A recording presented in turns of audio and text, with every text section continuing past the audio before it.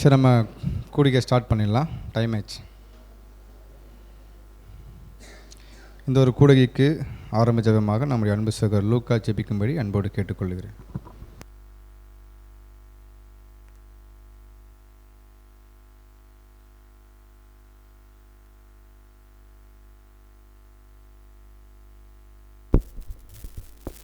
நாம் அனைவரும் ஜெபம் செய்வோம். மகா உன்னதங்களே வீட்டிலிருந்து மனுமக்களாக எங்களை கண்ணோக்கி பார்க்கிறேன் எங்கள் பரம தகப்பனே, இன்றைய நாளும் கூட சகோதர சகோதரரை கூட்டி சேர்த்து உடைய ஜீவனுள்ள வார்த்தைகளை கேட்கத்தக்கதான செய்திட்ட மேலான கிருபைக்காக எண்ணிலடங்காத சுத்தி ஸ்தோத்திரங்களும் எண்ணிலடங்காத நன்றி மன்றாட்டுகளும் இந்த நேரத்திலே இயேசு கிறிஸ்துவின் மூலமாக எடுத்துக்கொள்கிறோம் தகப்பனே.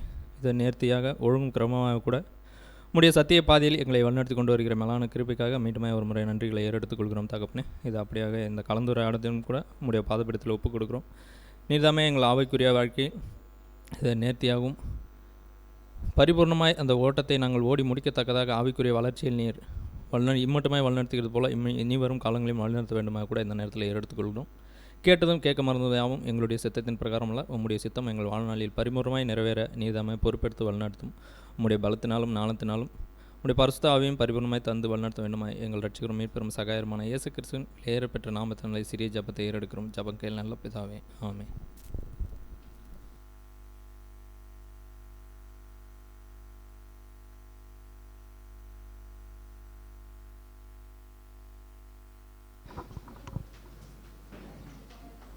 அன்புக்குரிய சகோதர சகோதரிகளே, எல்லோரும் அவங்களுடைய இருக்கையில் அமரும்படியாக அன்போடு கேட்டுக்கொள்கிறேன். இந்த ஒரு 2வது செக்ஷன் நம்ம துவங்க போகிறோம். அதோடைய தலைப்பு என்ன அப்படின்னு பார்க்கும்போது நம்ம எல்லாருமே நல்லா படிச்சுட்டு தியானம் செய்துட்டு வந்திருப்போன்ற நம்ம விசுவாசிக்கிறோம். நம்ம என்ன தலைப்புக்குள்ளே பார்க்க போகிறோம் அப்படின்னு பார்த்தீங்கன்னா, சுயத்தை ஜெயம் கொள்ளுதல் அப்படின்ற தலைப்பின் கீழாக நம்ம இன்றைக்கி கலந்தாய்வு பார்க்க போகிறோம். ஸோ அதன் அடிப்படையில் நம்ம அநேக கேள்வியை முன்வைக்கப்படும் பொழுது சகோதர சகோதரிகள் தங்களுடைய பங்களிப்பை கொடுத்து அதனுடைய சத்தியத்தினுடைய தாற்பயம் என்ன உதாரணத்தோடு நீங்கள் என்ன பண்ணலாம் எடுத்து காண்பிக்கப்படும் போது அநேக புது சிருஷ்டிகளுக்கு இது ஆசீர்வாதத்தை கொண்டு வரும்ன்றது நம்ம என்ன பண்ணுறோம், மனப்பூர்வமாக விசுவாசிக்கிறோம் பார்க்குறோம். ஸோ இப்போ நம்ம பேசிக் கொஸ்டின் தான் ஆரம்பிக்கலாம். ஆரம்பித்து நம்ம என்ன பண்ணலாம், ஒவ்வொரு பாயிண்ட்டை பார்க்கலாம். மொத்தம் எத்தனை பாயிண்ட் இருக்குது? 7 பாயிண்ட் இருக்குது. 7 என்பது நமக்கு தெரியும், முழுமையாக இருக்குது இல்லையா? சரி, ஓகே. சுயத்தை ஜெயம் கொள்ளுதல் அப்படின்றத நம்ம பார்க்க போகிறோம். முதல் கேள்வி என்ன அப்படின்னு பார்த்தீங்கன்னா, சுயம் என்றால் என்ன? சுயனம் என்ன? நம்முடைய பொருள் ஃபஸ்ட் நம்ம அதை கண்டுபிடிக்கலாம். சுயனா இதான் பிரதர் அப்படின்றது யார் பேசுகிறீங்க?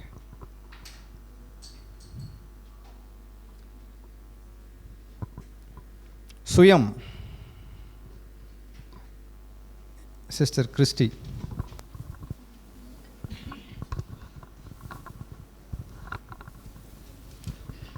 தேவனுக்கு ஸ்தோத்திரம். சுயன்றது ஒரு செல்ஃபிஷ்னஸ். தன்னை யாரும் ஹர்ட் பண்ணக்கூடாது, தான் எல்லா வகையிலும் ரொம்ப கம்ஃபர்ட்டாக இருக்கணும், எந்த வகையிலும் பாதிப்பு உண்டாகக்கூடாது, அப்படி என்ற ஒரு கம்ஃபர்ட்டான ஒரு விஷயந்தான் சுயன்றதை சொல்லுவோம். Okay, thank you sister. சுயம் அப்படின்னு பார்க்கும்போது தன்னை பாதிப்புக்குள்ளே ஆக்காதபடி தன்னை ஒரு கம்ஃபர்டபுள் ஜோனில் வச்சுக்கிறது தான் அப்படின்ற ஒரு மனப்பான்மை சகோதரர் சொல்லியிருக்கிறாங்க. வேறு அடிஷ்னல் பாயிண்ட் எதாவது இருக்கா? சுயம்னா இன்னும் அடிஷ்னல் பாயிண்ட்டு. சிஸ்டர் சீதா, கொஞ்சம் நீங்கள் கையை தூக்கினா அழகாக தெரியும், அதனால தான். கர்த்தருக்கு ஸ்தோத்திரம். இன்னொரு பாயிண்ட் என்னன்னு பார்த்தீங்கன்னா பிரதர், சுயம்னா நான் சொல்கிறது தான் சரியாக இருக்கும், நான் எடுத்தால் முடிவு அது கரெக்டாக இருக்கும்ன்ட்டு நம்மளே ஓவர் கான்ஃபிடெண்ட்டாக நினச்சிக்கிறது, நான் செஞ்சால் அது கரெக்டாக இருக்கும், நீ என்ன சொல்கிறது, நம்ம மற்றவங்களை ஒரு தாழ்மைப்படுத்தி நம்மளை நாமளே உயர்த்தி கொள்கிற ஒரு விஷயமும் சுயத்தில் வரும். Okay, thank you sister. Over confident, நான் என்னால் மட்டும்தான்ன்ற ஒரு மனப்பான்மை சுயம்ன்றதை சகோதரி பதிவு பண்ணியிருக்கிறாங்க. ஸோ நெக்ஸ்ட்டு போட்டு கை தூக்குவதால் பிரதர் அருணகிரி, அதுக்கடுத்து செல்வம் பிரதர். நம்ம இதோட முடிச்சிக்கலாம், நம்ம இன்னும் பாடத்துக்குள்ளே போக வேண்டியது இருக்குது. ஸோ அதனால தான் சுயம் என்பது என்னுடைய குற்றங்களுக்கு நான் கூடனாக இருப்பேன், மற்றவங்கள குற்றங்களை நான் கண்ணியமாக பார்ப்பேன். இதுதான் சுயம். Thank you brother. தனக்கு பார்க்கும்போது எப்படி இருப்பேன்?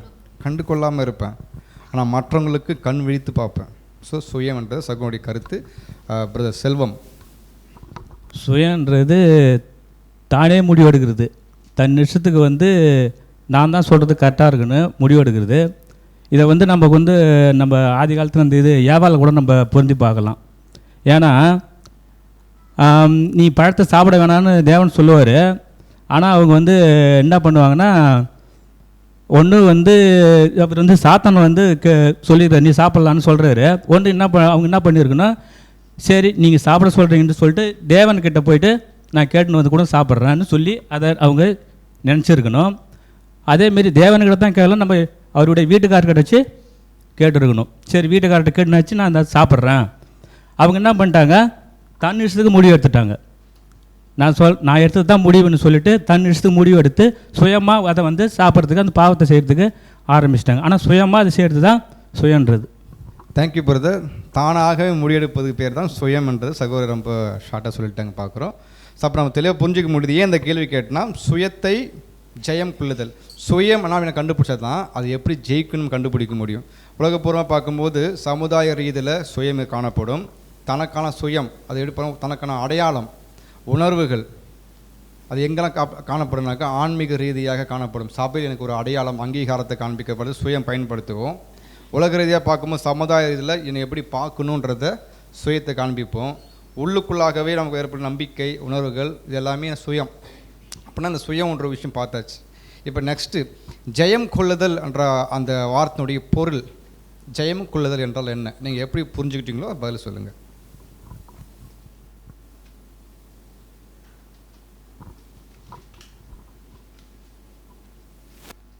ஜெயம் கொள்ளுதல் என்றால் என்ன சிஸ்டர் கலைவாணி?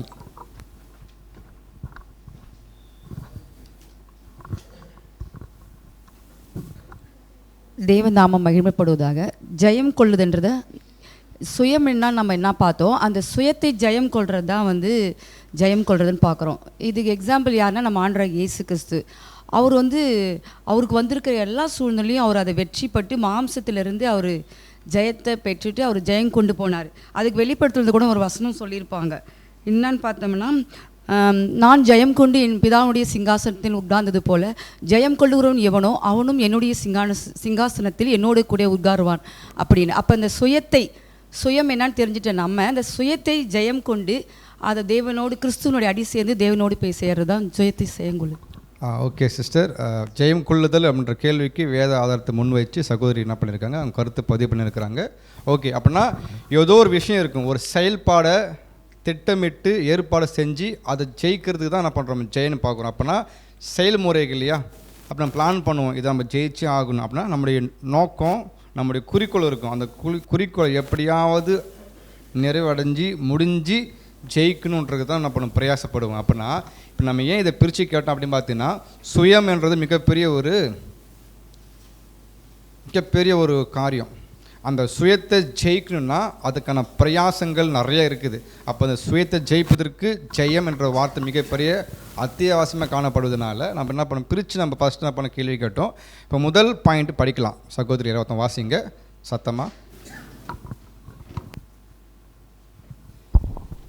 உரையாடல்களில் உன்னை பற்றி உன் நற்கிரியைகள் மற்றும் பிரயாசங்கள் குறிப்பிடப்படாததை நீ பொருட்படுத்தவில்லை என்றால், புகழ்ச்சியின் மேல் தாகம் இல்லாதவனாய் இருந்தால், அறியப்படாதவனாய் இருக்க உண்மையில் விரும்புகிறாய் என்றால் அதுவே சுயத்தை ஜெயங்கொண்டதாகும். ஓகே சிஸ்டர், ஸோ ரொம்ப அற்புதமான ஒரு பாயிண்ட்டு. உண்மையாகவே புது சிருஷ்டி எல்லாருமே நம்ம படிச்சிருப்போம், நமக்குள்ளாக ஒரு தாக்கத்தை உண்டு பண்ணியிருக்கோம். இப்போ இந்த 7 பாயிண்ட்டுமே நம்ம எப்படி பார்க்க போகிறோன்னாக்கா, பாசிட்டிவ் நெகட்டிவ் ரெண்டு வச்சு பார்க்க போகிறோம். இது எல்லாருமே ஒவ்வொரு மகனுடைய சகருக்கும் நம்ம பாடம். இது இன்னாருக்கு இல்லை நமக்குன்றதான் உணர்ந்து கொள்ள போகிறோம். ஸோ ஃபஸ்ட்டு கேள்வி எப்படி கேட்க போகிறோன்னா, உரையாடல்களில் நம்மை பற்றி நம்முடைய நற்கிரியைகள் நம்முடைய பிரயாசங்கள் மென்ஷன் பண்ணலை, குறிப்பிடப்படாததை நீ பொருட்படுத்தவில்லை என்றால் அங்கே கேள்வி கேட்டிருக்கு. பட் நம்முடைய கொஸ்டின் உரையாடல்கள் அப்படின்னு பார்க்கும்போது 2 பேர் பேசலாம், சபையார பேசலாம், இல்லை ஒரு 5-6 பேர் சேர்ந்து பேசுகிறாங்க இல்லையா. அங்கே பேசப்படும் போது நம்முடைய பிரயாசங்கள் நம்முடைய நற்கிரியைகள், ஃபஸ்ட்டு என்ன நற்கிரியை என்ன பிரயாசம் சிம்பிளாக சொல்ல முடியுமா?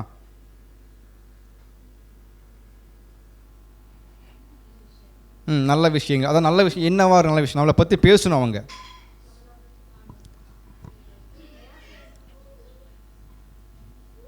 சரி, நான் கேள்வியே கேட்டுறேன், அப்போ நீங்கள் பதில் சொல்லிக்கங்க ஓகேங்களா.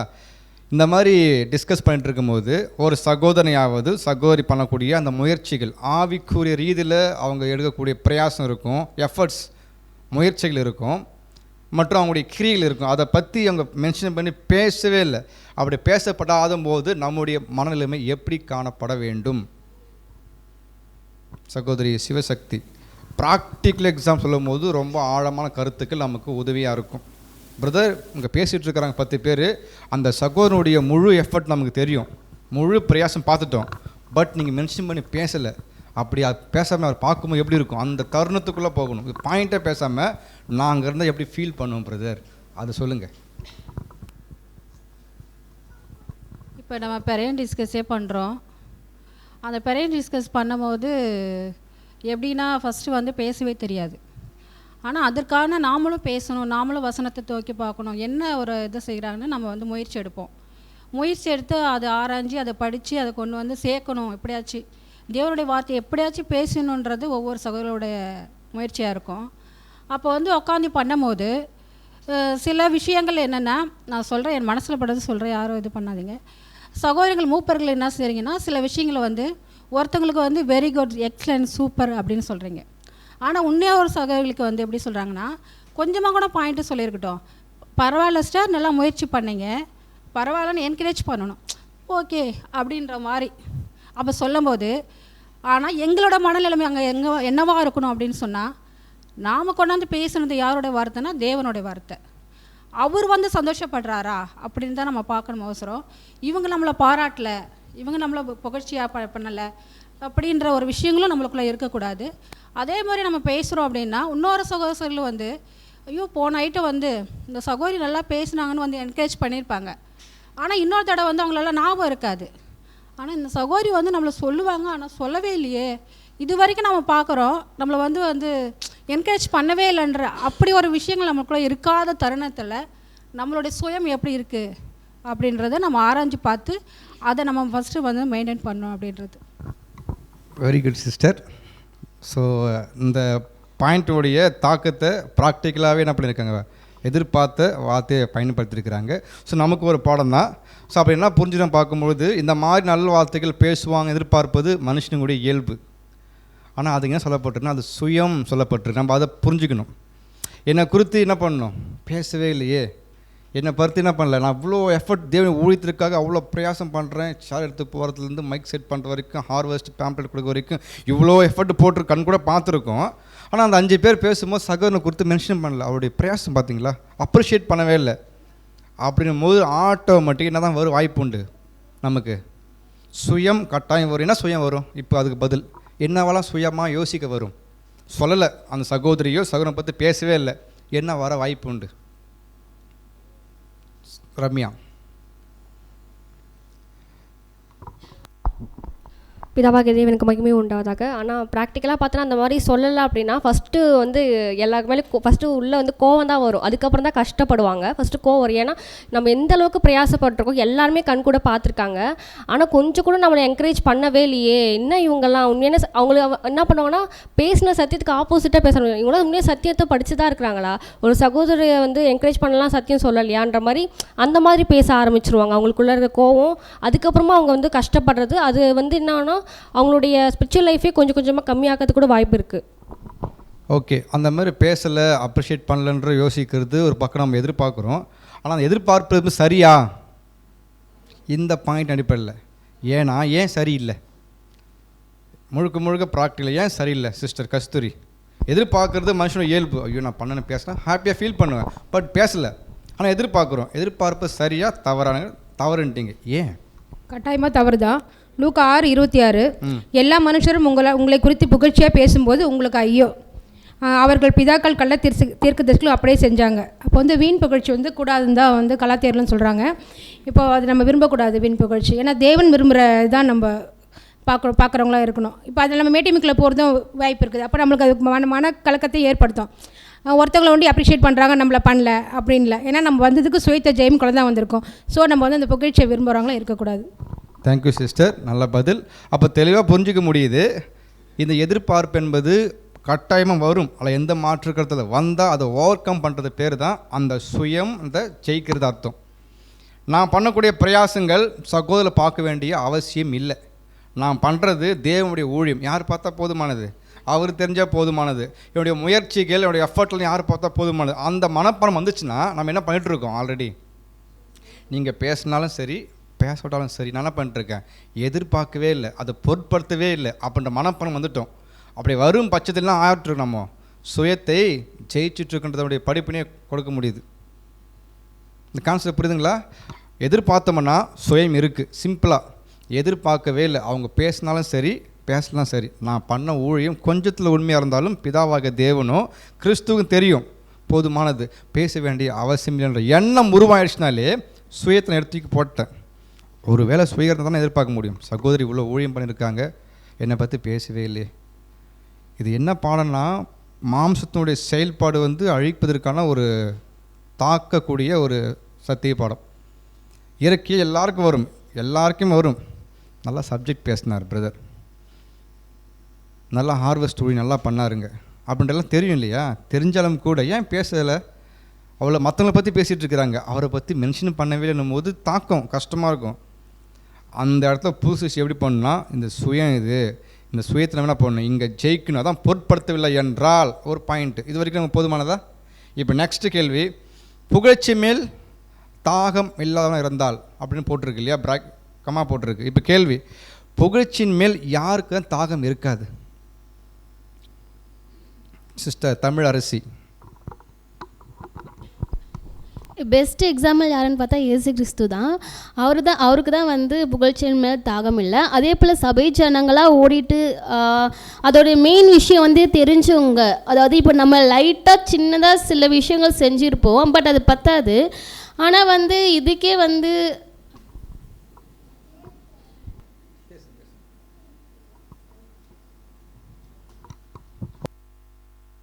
சொல்லிட்டானா இயேசு கிறிஸ்து. ஓகே, பதில் போதும். இப்போ இன்னொரு கேள்வி, புகழ்ச்சி விரும்பாத ஆள் யாராவது உண்டா? நம்ம வேதாகம் தொப்பிட்டு பார்ப்போம், அது சொல்லப்பட்டாச்சு.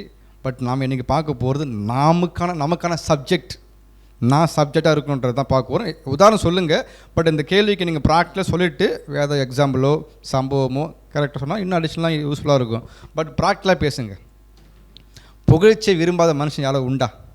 சிஸ்டர் கஸ்தூரி. புகழ்ச்சியை விரும்பாத மனுஷன் இப்போ இல்லை. இப்போ நம்ம ஓவர் கம் தான் பண்ணுறோம். இப்போது இல்லை சிஸ்டர், நான் கேட்குறேன், புகழ்ச்சியை எல்லாரும் விரும்புவாங்கல்ல, எல்லாரும் விரும்புவாங்க இல்லையா? விரும்பாத ஆள் யாருமே இல்லை. பைபிளில் இருக்காங்க, தானியல் இருக்காங்க. தானியல் 2ஆம் அதிகாரம் 30ஆம் வசனத்தை பார்க்கும்போது, உயிரோடு இருக்கிற எல்லாரை பார்க்கலும் எனக்கு அதிக ஞானம் உண்டு என்பதனால அர்த்தம் ராஜாவுக்கு தெரிய வரவும் உம்முடைய இருதயத்தின் நினைவுகளை நீ அறியவும் இந்த மறைப்பொருள் என்னை வெளியாக்கப்பட்டதுன்னு சொல்லிட்டு தானியல் சொல்லுவாங்க. ஏன்னா அப்போ அவர் அங்கே புகழ்ச்சியை விரும்பலை. எல்லாமே அவர் சொப்பனங்கள் மூலம் தேவன் வெளிப்படுத்துவார். ஆனால் அந்த ராஜா கேட்கும்போது, ஆனால் நான் செய்யலை, இதை தேவன் தான் எனக்கு வெளிப்படுத்தினாங்கன்றது அங்கே சொல்லுவாங்க. ஸோ புகழ்ச்சியை விரும்பாத தானியல் நான் புரிஞ்சுக்கிறேன். ஓகே சிஸ்டர், தானியல் புகழ்ச்சியை விரும்பலை, அது சத்திய பாடம் வரைஞ்சிருக்கிறோம். இப்போ அப்படியே ஆப்போசிட் கேள்வி, புகழ்ச்சி விரும்பாத மனுஷன் யாராவது இருக்காங்களா? புகழ்ச்சியை விரும்பாத மனுஷன் வேதாகமத்தை பார்த்துட்டு நான் நம்மள்ட்ட கேட்குறேன், புகழ்ச்சி ஒருத்தர் புகழ்ந்து பேசும்போது ஐயோ வேணாம் பிரதர் நோ அப்படின்னு சொல்லக்கூடிய ஆளாக இருக்காங்களா? அப்போ கட்டாயமாக நாம் புகழ்ச்சியை விரும்புவோம், எந்த மாற்று கருத்து இல்லை. விரும்புறதுனால மட்டும்தான் அங்கே என்ன உருவாகுது? பெருமை அப்படின்ற வார்த்தை உள்ளே வரும்போது என்ன உண்டாகும்? நம்ம பாடமே பார்க்குறோம், சுயத்தை அடியோடு அழிக்கணும். இப்போ பெருமைக்குரிய விஷயம் வந்துருச்சுனாக்கா என்ன வந்துடும்? கூட சுய வந்துடும். அப்படின்னா நீங்கள் என்ன பண்ணுங்கனாக்கா, புகழ்ச்சி மேல் தாகம் எல்லாருக்கும் உண்டு, இல்லை இந்த மாற்று கருத்து இல்லையா? இல்லை உண்மையாக என்கிட்ட இல்லை சொல்ல முடியுமா? Yes or no? புகழ்ச்சி கட்டாயமாக இருக்கும். மன ரீதியாக இருக்கலாம், வெளிப்படை எதிர்பார்க்காமல் இருக்கலாம், மைண்ட் அளவுலாம் பண்ணலாம். இது சொன்னால் எனக்கு ஒன்று இருக்குமே அப்படி என்ன வரும்? அப்போனா புகழ்ச்சி என்பது கட்டாயமாக இருக்கும். அப்படின்னா தாகம் இல்லாத இருக்கக்கூடிய தன்மை எப்போ உருவாகும்? நமக்கு அந்த புகழ்ச்சி மேலே ஒரு வெறுப்பு, இது வேண்டான்ற ஒதுக்கக்கூடிய தன்மை எப்போ நமக்குள்ளே உருவாக வாய்ப்பு உண்டு? ரம்யா சிஸ்டர். நமக்கு எப்போ ஃபஸ்ட்டு உண்டாகும் அப்படின்றத நான் புரிஞ்சுட்டேன்னா, இப்போ வந்து நம்ம ஏன் ஃபஸ்ட்டு அதை நினைக்கிறோம் அப்படின்னா, மற்றவங்க நம்மளை பார்த்து என்கரேஜ் பண்ணணும் அப்படின்றதுனால தான் நம்ம புகழ்ச்சி வேணுன்றதை நினைக்கிறோன்னா, இதுக்கே நம்ம யாருக்காக செய்கிறோம், எதற்காக செய்கிறோம், தேவன் பார்க்கறதுக்காக செய்கிறோம் அப்படின்ட்டு நம்ம பண்ணோன்னா, நம்ம மற்றவங்க கிட்ட இருந்து அந்த என்கரேஜ்மெண்ட்டை நம்ம எதிர்பார்க்கல அப்படின்னா, எதிர்பார்க்க மாட்டோம். தேவனுக்காக நம்ம செஞ்சோன்னா எதிர்பார்க்க மாட்டோம். அதனால நம்ம கண்டிப்பாக நமக்கு அந்த சுயம்ன்றது வெளிப்படாது அப்படின்றது எனக்கு புரிஞ்சுதுண்ணா. நெக்ஸ்ட்டு வேறு யார் ஷேர் பண்ணுறீங்க? சிஸ்டர் சபிதா.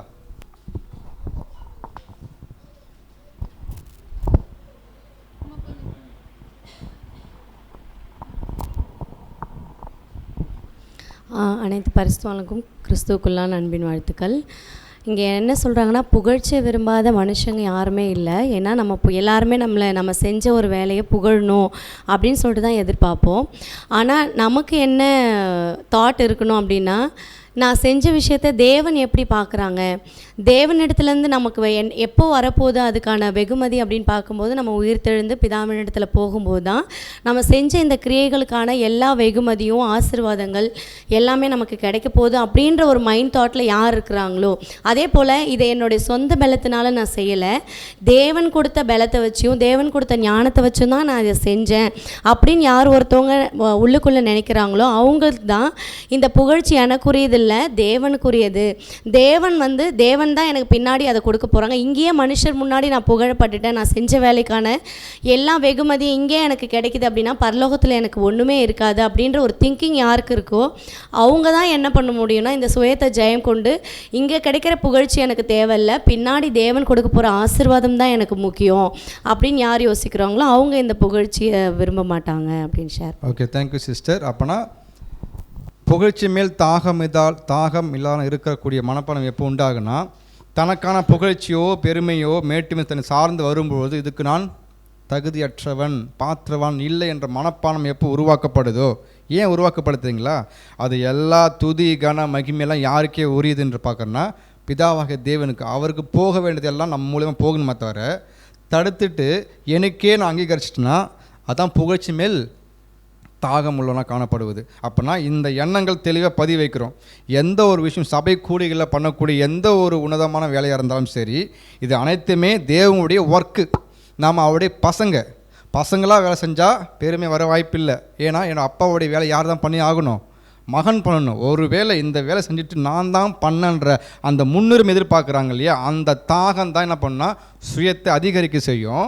ஒருவேளை இது அப்பாவுக்குரியது, நான் ஒர்க்கு மாத்திரம் பண்ணேன், அப்பிரோஜனமான ஊழியக்காரன், கடமை மாத்திரம் செஞ்சேன், தேங்க்யூ சொல்லிட்டு ஓரம் போயிடணும். அப்போ கடமை செஞ்சுருக்கீங்க, அந்த ஒர்க்குக்கான ஓனர் யார், கூலி கொடுப்பது தேவன். அவருக்குரியதுன்றதை விட்டுட்டோம்னா இந்த புகழ்ச்சி மேலே என்ன வர வாய்ப்பில்லை, தாகம் வராது. அப்போ தாகம் வரலாம், என்ன வரல உங்களுக்குள்ள சுயம் இல்லை, ஜெயிச்சிட்ருக்கோம். அப்புறம் சுயத்தை ஜெயம் கொண்டுட்ருக்குன்றது தெளிவாக புரிஞ்சிக்க முடியுதுன்னு பார்க்குறோம். வேறு எக்ஸாம்பிள் சொல்ல விரும்புங்களா அண்ணா? ஃபெலிக்ஸ் அண்ணா சொல்லுங்கள். பிதாவாகிய தேவனுக்கு மகிமை உண்டாதாக. சுயத்தை ஜெயம் கொள்ளுதல் அப்படின்ற ஒரு விஷயத்தை பார்க்கும்போது ஜென்ரலாக இப்போ நம்ம ப்ராக்டிக்கலாக நம்ம யோசிக்கலாம். மீன்ஸ் சுயம் அப்படின்னது வந்து ஃபஸ்ட்டு பார்க்கும்போது நம்மளுடைய யோசனைகள், நம்மளுடைய சிந்தனைகள் அப்படின்றது அந்த சுயம். அந்த சுயம் பார்க்கும்போது முதல்ல எங்கே உருவானது அப்படின்னு சொல்லும்போது ஆதியிலேருந்தே உருவானது நம்மள்கிட்ட. இப்போ தேவனுடைய பிள்ளைகளாக நம்ம இருந்து இங்கே நம்ம உருவாக்கக்கூடிய ஒரு விஷயங்களை நம்ம பார்க்குறோம். அது ப்ராக்டிக்கலாக பார்க்கும்போது முதல்ல எங்கே எக்ஸ்பீரியன்ஸ் பண்ண முடியும் அப்படின்னா நம்மளுடைய ஆஃபீஸில் இல்லை ஒரு இருக்கக்கூடிய இடத்துல, மீன்ஸ் அது வந்து ஃபேமிலியாக கூட இருக்கலாம். ஸோ அந்த இடத்துல தான் அந்த சுயம்ன்றது மேலே ஏஞ்சி பார்க்கும். ஸோ முதல்ல இங்கே நம்ம ப்ராக்டிஸ் பண்ணுறது ஈஸி அப்படின்றத ஏன் புரிஞ்சுக்கிறோம் அப்படின்னா, இப்போ நம்ம லிட்டரலாக பார்க்கும்போது தேவனுடைய பிள்ளைகள் எதிரில் இருக்கிறாங்க, ஸோ அதை நம்ம பண்ணக்கூடாதுன்னு நம்ம நினச்சிருவோம்.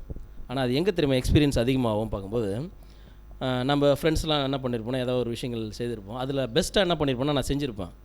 ஆனால் அந்த இடத்துல அந்த பையன் அதை பற்றி என்னை பற்றி என்ன பண்ணல, என் ஃப்ரெண்டு என்கிட்ட அதை பற்றி சொல்லலை, இல்லை 4 பேர் மத்தியில் சொல்லலை அப்படின்றத அங்கே சுயம் என்ன பண்ணால் வெளிப்படும். அங்கே என்ன பண்ணுவோன்னா நம்ம கோவத்தை காண்பிப்போம். இவ்வளோ விஷயங்கள் பண்ணியிருக்கிறேன், ஆனால் நீங்கள் என்ன பண்ணல, அது ஒரு 4 பேர் பேசும்போது அதை சொல்லலை அப்படின்னா முதல்ல எங்கே அதை எடுத்து வெளியில் போடணுன்னா, முதல்ல லிட்ரலாக இருக்கக்கூடிய நம்மளுடைய சுயம், அதாவது என்னென்னா நம்மளுடைய பேசிக் இது என்னென்னா அந்த நீட்ஸ் அப்படின்னா நம்மளுடைய பேசிக்கான விஷயமே என்ன இருக்குதுன்னா மாமிசத்தில் தான் இருக்குது. இப்போ இந்த மாமிசத்தை வெறுக்கிற ஒரு காரியம் தான் என்ன அப்படின்னு சொல்லும்போது அந்த சுயம் இருக்குது. இப்போ இந்த மாமிசத்துக்குள்ளே தான் என்ன இருக்குதுன்னு சொல்லும்போது அந்த சிந்தை எல்லாமே ஆக்டிவேட் ஆகுது. அந்த ஆக்டிவேட் ஆகிற விஷயம் எங்கே தான் பார்ப்போம் அப்படின்னா, நம்மளுடைய ஃபேமிலிஸு இல்லை ஃப்ரெண்ட்ஸு சர்க்கிள், ஆஃபீஸில் இதெல்லாம் நம்ம அங்கே ஈஸியாக பார்க்க முடியும். அங்கே நம்ம மேற்கொண்டோம் அப்படின்னா, இங்கே வரும்போது தேவனுடைய பிள்ளைகள் இடத்துல அதே மாதிரி செயல்படணும் அப்படின்றது என்ன பண்ணணும்னா சிந்திப்போம். அதை நம்ம உணர்ந்து நம்ம என்ன பண்ணணும் அப்படின்னு சொல்லும்போது இருக்கணும் அப்படின்றது தான் ப்ராக்டிக்கலாக. Okay, thank you brother. அதான் இந்த மாதிரி எக்ஸாம்பிள் எதிர்பார்க்குறோம் ப்ராக்டிக்கலாக. ஏன்னா வந்து இது உலக ரீதியாக இருக்கக்கூடிய ஆஃபீஸாக இருக்கட்டும், ஃப்ரெண்ட்ஷிப்பாக இருக்கட்டும், குடும்பத்தில் எல்லாத்துலையும் காமிக்கும்போது வாய்ப்பு உண்டு. சபையில் பார்க்கும்போது கொஞ்சம் கட்டுப்படுத்த வாய்ப்பு உண்டு. ஏன்னா விரசலம் தெரியும்ன்றது இல்லை. அப்போ தேவன் பார்ப்பார் இல்லையா, அப்போ சபையில் ஒழுங்காக இருப்பீங்க, வெளில எப்படி இருப்பீங்க, இஷ்டத்தில் இருப்பீங்களா, அப்படி யோசிப்பார் இல்லையா. அப்போனா சுய என்பது மைண்டில் வரக்கூடிய ஒரு மிகப்பெரிய விஷயம். அதை கட்டுப்படுத்த நம்ம என்ன பண்ணலாம், ப்ராக்டிஸ் பண்ண ஆரம்பிச்சிட்டோம்னாலே சுயத்துக்கு என்ன பண்ணலாம் ஈஸியாக. இதெல்லாம் சுயம் கண்டுபிடிக்கணும். கண்டுபிடிச்சி தான் அது என்ன பண்ண முடியும், ஜெயம் கொள்ள முடியும். இது சுயனம் தெரியலனாக்கா ஜெயிக்க முடியாது. சுயனை பண்ணிட்டு போயின்னு இருக்கணும்ல, ஜெயிச்சுட்டு போயிட்டு பார்க்குறோம். நெக்ஸ்ட் பாயிண்ட்டுக்கு போகலாமா? ஏன்னா 7 பாயிண்ட் இருக்குது, அதெல்லாம் என்ன பண்ணலாம். அடுத்து, அறியப்படாதான் இருக்க உண்மையில் நீ விரும்புகிறாய் என்றால் அப்படின்னா நாங்கள் உங்களை பற்றி பேசலை, சொல்லலை, நீங்கள் அறியப்படவே இல்லை. அப்படி இருக்கும் தருவாயில் நம்முடைய மனப்பான்மை எப்படி இருக்கும் லிட்ரலாக அதை பதிவு பண்ணுங்கள். அதுக்கப்புறம் சொன்ன ஆரம்பத்தில் பாசிட்டிவ் நெகட்டிவ் எப்படி இருக்கும். நீங்கள் அறியப்படவே இல்லை, மறைக்கப்பட்டுட்டீங்க, அப்போ நம்முடைய மனப்பான்மை எப்படி இருக்கும். Open statement sister Swathika.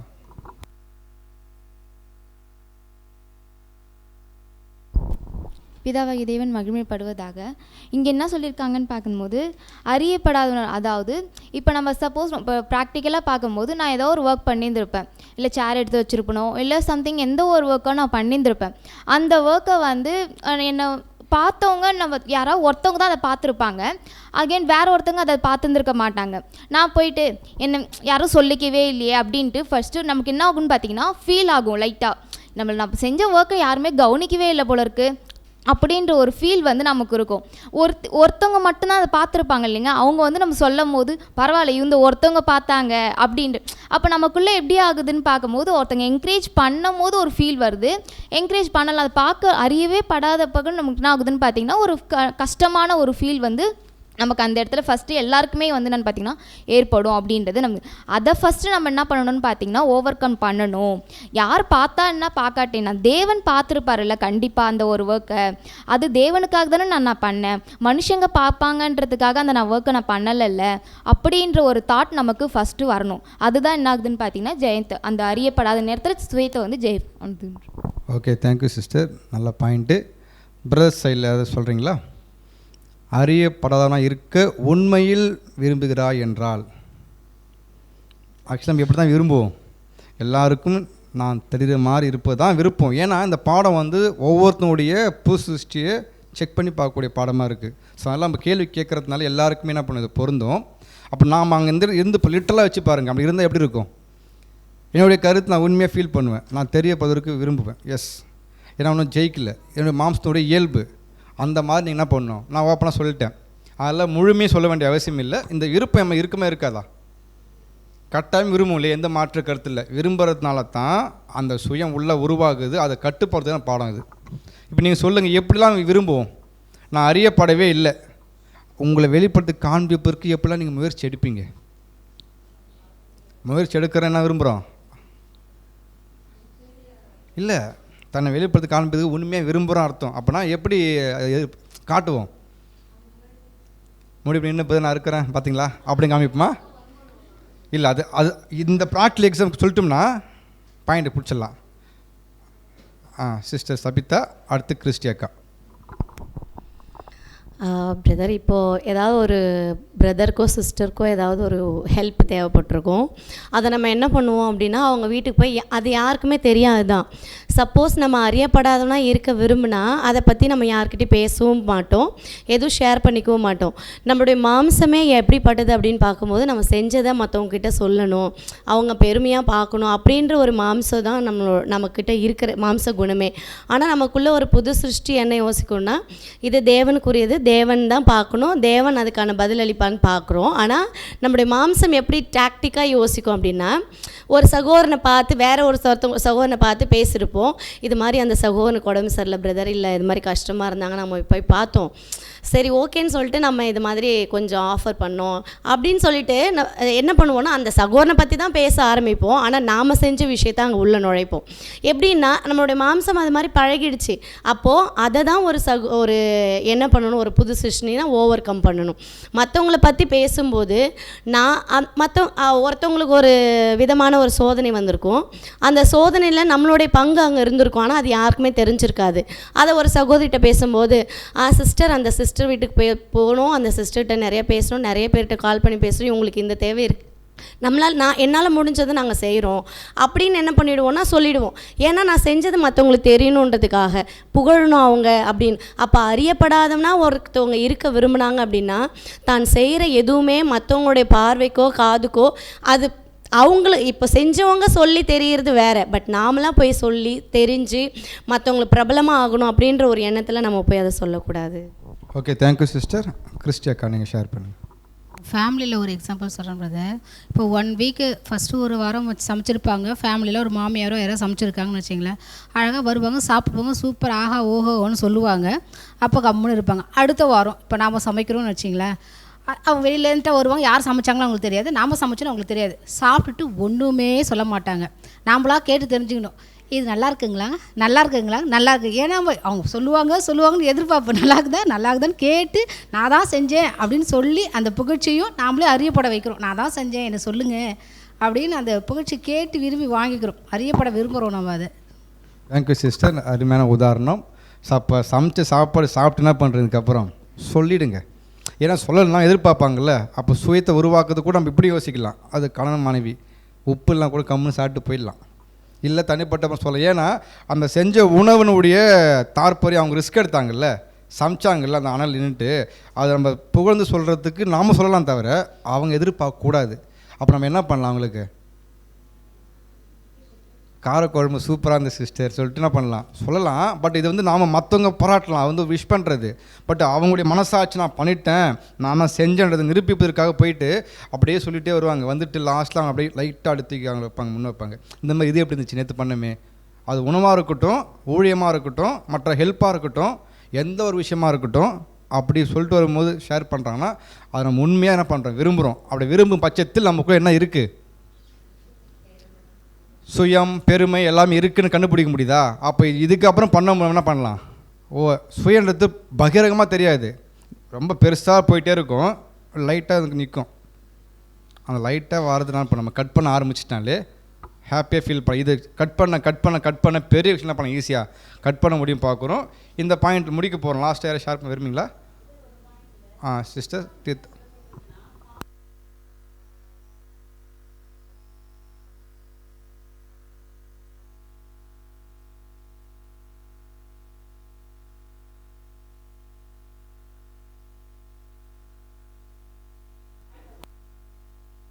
அதான் எஸ் சிஸ்டர். ஓகே, அதான் செஞ்சவங்க எதிர்பார்க்கக்கூடாது, அனுபவிச்சுங்கன்னா பண்ணலாம், பாராட்டலாம், நல்லா இருந்த சிஸ்டர். இல்லை ஹெல்ப் பண்ணும்போது தேங்க்யூ சிஸ்டர்லாம். இப்போ ஹெல்ப் பண்ணிட்டு போன டைம் ஹெல்ப் பண்ணல அப்படின்ற ரொம்ப வரக்கூடாது, அதை அவங்களாவே பண்ணுன்றதை பார்க்குறோம். இதெல்லாமே எளிமையாக ஏன் கேட்குறோன்னா, கருத்துக்கள் பதிவு பண்ணும்போது நடைமுறையில் இருக்கும் பட்சத்தில் அது நம்ம எல்லாருக்குமே அந்த சீன் வரும்போது நம்ம அங்கே படித்தோம்ல, அப்போ இது சுயந்தான் போல இருக்குன்னு கண்டுபிடிக்க இது உதவுன்றதை நம்ம பார்க்குறோம். முடிச்சிடலாமா? Okay, Sanjay brother. அந்த லைட்டாக சுயம் எப்படி வெளிப்படுதுன்னு சொன்னீங்களாண்ணா. இப்போ ஐடி டீமில் வந்து ரெகுலராக பண்ணுறவங்க ஒரு பிரதர் பண்ணலாம். இப்போ எனக்கு தெரியாமல் கூட இருக்கலாம், நான் அப்படியே அந்த ஒயரிங் மட்டும் போட்டு இருப்பேன். அவர் வர லேட்டாக ஒரு பட்சத்தில் நான் வந்து அது பண்ணிட்டேன், எப்படியோ பண்ணி முடிச்சிட்டேன், லைவ் லொக்கேஷன் பண்ணிட்டேன். ஆனால் வெளிப்படையாக என்ன தெரியும்னா, இந்த ஒர்க்கை இவர் தான் பண்ணியிருப்பார், ஓகே டைமிங்க்கு முடிச்சிட்டார் அப்படின்னு தான் தெரியும். இப்போ அந்த இடத்துல நான் பண்ணணும் எப்படின்னா, ஒருத்தவங்கலாம் கூப்பிட்டு கேட்பேன், அண்ணா ஓகேவா கரெக்டாக இருக்கா, எல்லாம் கரெக்டாக இருக்கா, கேமரா கரெக்டாக இருக்கா, ஹெட்டிங்லாம் கரெக்டாக போட்டேண்ணா, ஏன்பா நீ யார் பண்ணது, டேனி தானே பண்ணார் அப்படின்ற மாதிரி, இந்த பிரதர் தானே பண்ணாருன்ற மாரி வரும். இல்லைண்ணா நான் தான் பண்ணேன், வரதுக்கு லேட் ஆகிடுச்சு. அப்போ அந்த இடத்துல என்னன்னா என்னோடய சுயம் வெளிப்படுது. இப்போ அந்த புகழ்ச்சியை நான் எதிர்பார்க்குறேன். அப்போ இந்த மாதிரி விஷயத்த வந்து நம்ம வந்து அதிகமாக எதிர்பார்க்கக்கூடாதுன்றது தெரியுது. Okay, thank you brother. அழகான உதாரணங்கள். ஸோ அப்போ இந்த மாதிரி விஷயங்கள் நமக்கு ஏற்படுது அப்படின்னா என்ன அர்த்தம் தெரியுங்களா, எதிர்பார்ப்பு அதிகமாக இருக்குது அப்படின்னு பார்க்குறோம். இதை நம்ம கண்ட்ரோல் பண்ணலாமா, இதுக்கு என்ன வசனம் கொடுக்கலாம்? ஏசு கிறிஸ்து நம்மளை பார்த்து பேச சரி முடிச்ச உடனே கேட்குற கேள்வி, மத்தேயு 16 ஆகட்டும், லூக்கா 9 ஆகட்டும், ஒருவன் என்னை பின்பற்றி வர விரும்பினால் தன்னைத்தானே வெறுக்கணும், தான் சுயத்தை ஜெயம் கொள்வது. தன்னைத்தான் வெறுத்து தன் சிலுவை, தனக்கான சிலுவை ஒன்று இருக்குது, எடுத்துகிட்டு டெய்லி என்ன பண்ணணும், ஃபாலோ பண்ணணும். அப்படின்னா தன்னைத்தானே வெறுக்கக்கூடிய மனப்பான்மை தான் இந்த சுயத்தை ஜெயம் கொள்ளுதல். அப்படின்னா பாருங்கள், எல்லாம் டிஸ்கஸ் பண்ணும்போது என்னை பற்றி பேசலை, பரவாயில்ல, சுயத்தை என்ன பண்ணுங்கள், ஜெயிக்க ஆரம்பிக்கிறோம். நெக்ஸ்ட்டு புகழ்ச்சி மேல் நம்ம தாகமே இல்லை. எவ்வளோதான் ஓப்பனாக பேசினாலுமே எனக்கு அது விருப்பம் நாட்டம், காரணம் அது தேவனுக்கு புரியுதுன்ற மனப்பான்மைக்கு அங்கே வச்சிட்டோம். நெக்ஸ்ட்டு பார்க்கும்போது உங்களை பற்றி பேச மாட்டேன்ல பிரதர், இவ்வளோ பண்ணுறல, பரவாயில்ல பிரதர் அப்படின்ற நீங்கள் மனப்பான்மை வருது இல்லையா? இது எல்லாமே பார்க்கும்போது சுயத்தை ஜெயம் கொடுத்துருக்கான அர்த்தத்தை புரிஞ்சிக்க முடியும். இதெல்லாம் பாசிட்டிவ். நெகட்டிவாக பார்க்கும்போது விரும்புகிறோம், என்னை பற்றி பேசலேன்னு ஃபீல் பண்ணுறோம், என்னை அறியப்படுறதுக்கு போய் எங்கெல்லாம் போயிட்டு சொல்லி பண்ணுறோன்னா சுயம் இருக்குன்னும்போது கட்டாயம், எந்த மாற்று கருத்தில் பார்க்குறோம். நெக்ஸ்ட்டு 2வது பாயிண்ட் ஒருத்தவங்க படிங்க.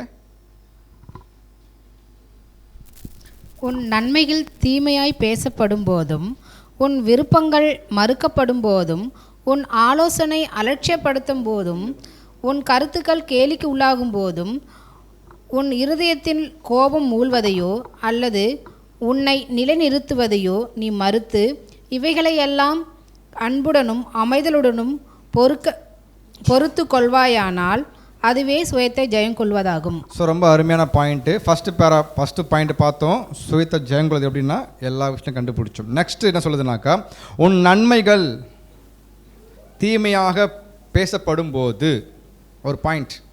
அடுத்து உன்னுடைய விருப்பங்கள் மறுக்கப்படும் போது, உன்னுடைய ஆலோசனைகள் அலட்சியப்படுத்தும் போது, உன் கருத்துக்கள் கேலிக்குள்ளாக்கப்படும் போது, இந்த 4 பாயிண்ட்டும் வரும்போது நம்முடைய இருதயம் ஹாப்பியாக என்னைக்காவது ஃபீல் பண்ணுமா, பண்ணாதா? ஹாப்பியாக, பரவாயில்ல, ஹாப்பியாக ஃபீல் பண்ணக்கூடிய அந்த அந்த அந்த அந்த ஸ்டேஜ் ஒவ்வொன்றும் பேக்ரவுண்டில் பார்த்தோன்னா 7 பாயிண்ட்டுக்கும் பதில் நோ. கரெக்டா? என்னுடைய கருத்து, நீங்கள் சொல்லுங்கள். நோ தான், வெரி குட். ஆனால் இன்றைக்கி கொடுக்குற காரணம் நோவை என்ன பண்ணணும், ஃபஸ்ட்டு ஓவை எடுத்துருவோம், அதுக்கப்புறம் எண்ணெய் எடுத்துருவோம், அப்புறம் என்ன பண்ணலாம், எஸ் போகிறதுக்கு பயன்படுத்தலாம். ஓகேங்களா? அப்படின்னா இந்த 4 பாயிண்ட் பிரித்து பார்க்கலாமா, இல்லை ஒன்றா பார்க்கலாமா? நீங்கள் சொல்லுங்கள். சீக்கிரம் முடிச்சலான்றமே சொல்லுது இல்லைங்களா? ஓகே, எல்லாம் ஒரு கருத்து தான். அப்போ நன்மைகள் தீமையாக பேசப்படுறாங்கன்னா நம்முடைய மனசு எப்படி இருக்கும்? இது வேத எக்ஸாம்பிள் வேண்டாம், எதுவும் தெரியல, நம்ம எப்படி ஃபீல் பண்ணுவோம் அதை உணர்ந்து பேசலாம். அண்ணன் ஃபெலிக்ஸ் சொல்லுங்கள். தீமையாக பேசுகிறாங்க ஆனால் நன்மையாக பண்ணியிருக்கீங்க, உங்களுடைய மனசு எப்படி தவிக்கும்? அந்த தவிப்பை ஷேர் பண்ணிட்டு உதாரணம் சொல்லுங்கள். இல்லை, ஒரு ஆக்டிவிட்டி பண்ணுற மாதிரி பண்ணி காட்டலாம். எப்படின்னா, இந்த மாதிரி ஒரு விஷயங்கள் நடக்குது, எல்லாம் பேசிகிட்டு இருக்கும்போது நான் நன்மை பண்ணியிருப்பேன், தீமையாக பேசிகிட்டே இருப்போம். எல்லாம் பேசிகிட்டே இருக்கும்போது நம்மளை இது ஏற்றுக்கொள்ளலை அப்படின்னா என்ன வரும்னா, ஏதாவது பண்ணிட்டு போ அப்படின்னு என்ன பண்ணுவோம், எப்படி வெளிப்படுத்தோன்னா, எதை பண்ணிட்டு போங்க நீங்கள் ஏதாவது. ஸோ இந்த மாதிரி வெளிப்பாடு என்ன பண்ணோன்னா உடனே ஒரு ரியாக்ட் ஆகும். நீங்கள் எதாவது பண்ணிட்டு போங்க, எனக்கு அதுக்கு சம்மந்தமே கிடையாது. ஸோ இப்படியும் நம்மளுடைய மனநிலை என்ன பண்ணால் உருவாகும். இதில் என்ன இருக்குது அப்படின்னா, இன்டெப்த்தான ஒரு சுயம் என்ன பண்ணுதுன்னா இருக்குது. நம்ம சொல்கிறது டீப்பாக இருக்கும். என்னென்னா, எதாவது பண்ணிட்டு போங்க அப்படி நம்ம சாதாரணமாக சொல்கிற மாதிரி இருக்கும். ஆனால் நம்மளுக்கு அதில் விருப்பம் இல்லை. இன்டெப்த்தாக பார்க்கும்போது இது எல்லாம் நம்மளை போய் தப்பாக சொல்கிறதுனா மைண்டில் ஏறிட்டே இருக்குது. அப்போ தான் என்ன பண்ணுறோன்னா நம்மளுடைய ஆக்டிவிட்டியை அங்கே காண்பிக்கிறோம். ஸோ இந்த மாதிரி ஒரு விஷயங்களில் நம்மளுக்குள்ளே இருக்கிறத இப்போ நம்ம சிந்தித்து அதை எடுத்து போடணும் அப்படின்றது தான் நம்மளுடைய காரியங்கள். தேங்க்யூ. ஓகே பிரதர், சொல்கிறத கவனிக்கிறீங்களா? அவர் நடக்கிற உதாரணத்தை சொல்லிட்டு இருக்காரு.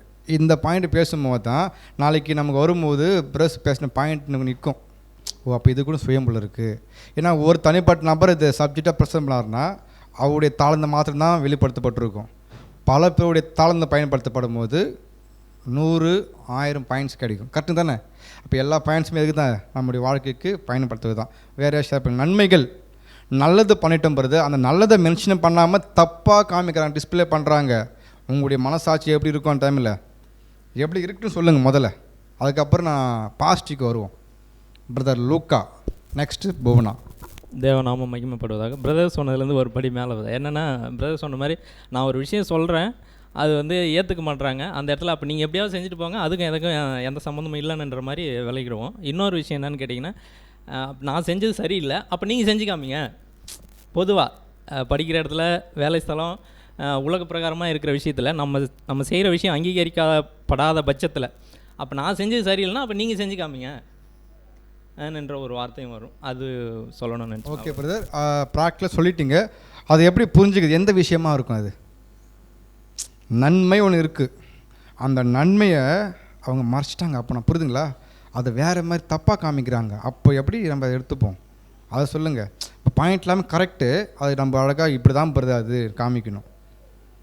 யார் சொல்கிறீங்க? போனா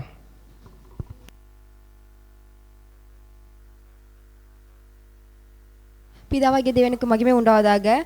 இப்போ நம்ம செஞ்சுருக்கிற விஷயம் நன்மையாக இருக்கும். ஆனால் வந்து எப்பயுமே நம்ம நன்மை செஞ்சால் வந்து அது யாருமே சொல்ல மாட்டாங்க. ஜென்ரலாகவே நம்ம எப்போ தப்பு பண்ணுவோம், குறை சொல்கிறதுக்கு தான் வந்து நிறைய பேர் வந்து பார்த்துட்டே இருப்பாங்க.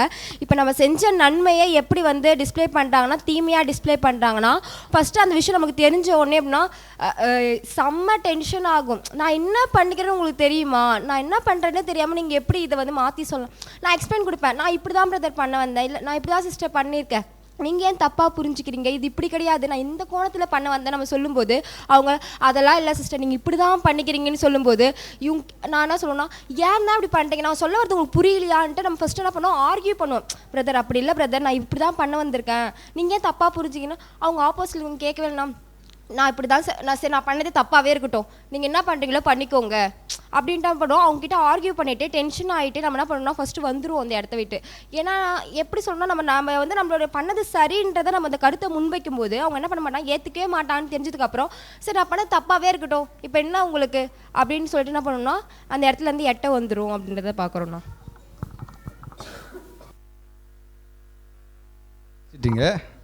ஆனால் இங்கே என்ன சொல்லப்படுது, பேசப்படும் போது நீங்கள் என்ன பண்ணணும், டாபிக் சுயத்தை ஜெயம் கொள்ளணும். நான் லிட்டரலாக கேட்டேன், ஓப்பனாக பதில் சொல்லிட்டீங்க. நன்மை செஞ்சுட்டேன், தீமை பேசும்போது உங்களுக்கு புரியவே இல்லையா, இதெல்லாம் எதிர்பார்ப்பு. அப்போ நம்ம என்ன பண்ணல, இன்னும் அங்கே எதிர்பார்க்குறோம், சுயத்தை அப்படியே வச்சுட்ருக்கோம், வெளிப்படுத்துகிறோம் பார்க்குறோம். ஒரு வேளை நன்மை பண்ணணும், உனக்கு தெரியும் நன்மையை எப்படி வெல்லணும்,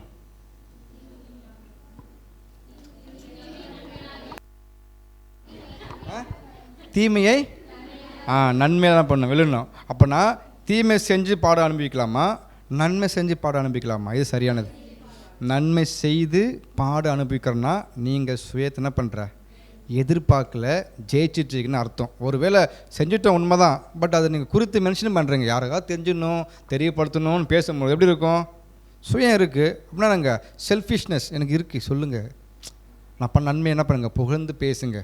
அப்படி வரும்போது அது என்ன பண்ண கட்டாயமா புது சிருஷ்டியை ஆபத்துக்குள்ளே கொண்டு போகும். ரைட்டுங்களா? கடைசியாக கை தூக்கின அக்கா கலைவாணி அக்கா, லாஸ்ட்டு பாயிண்ட் நீங்கள் சொல்கிறீங்க. உன் நன்மைகள் தீமையாக பேசப்படும் போது அதோடு மட்டும்தான் அடுத்தடுத்து நம்ம கேள்வி கேட்க போகிறோம். நம்ம எப்படி இருக்கணும்னு பார்த்தா அந்த இடத்துல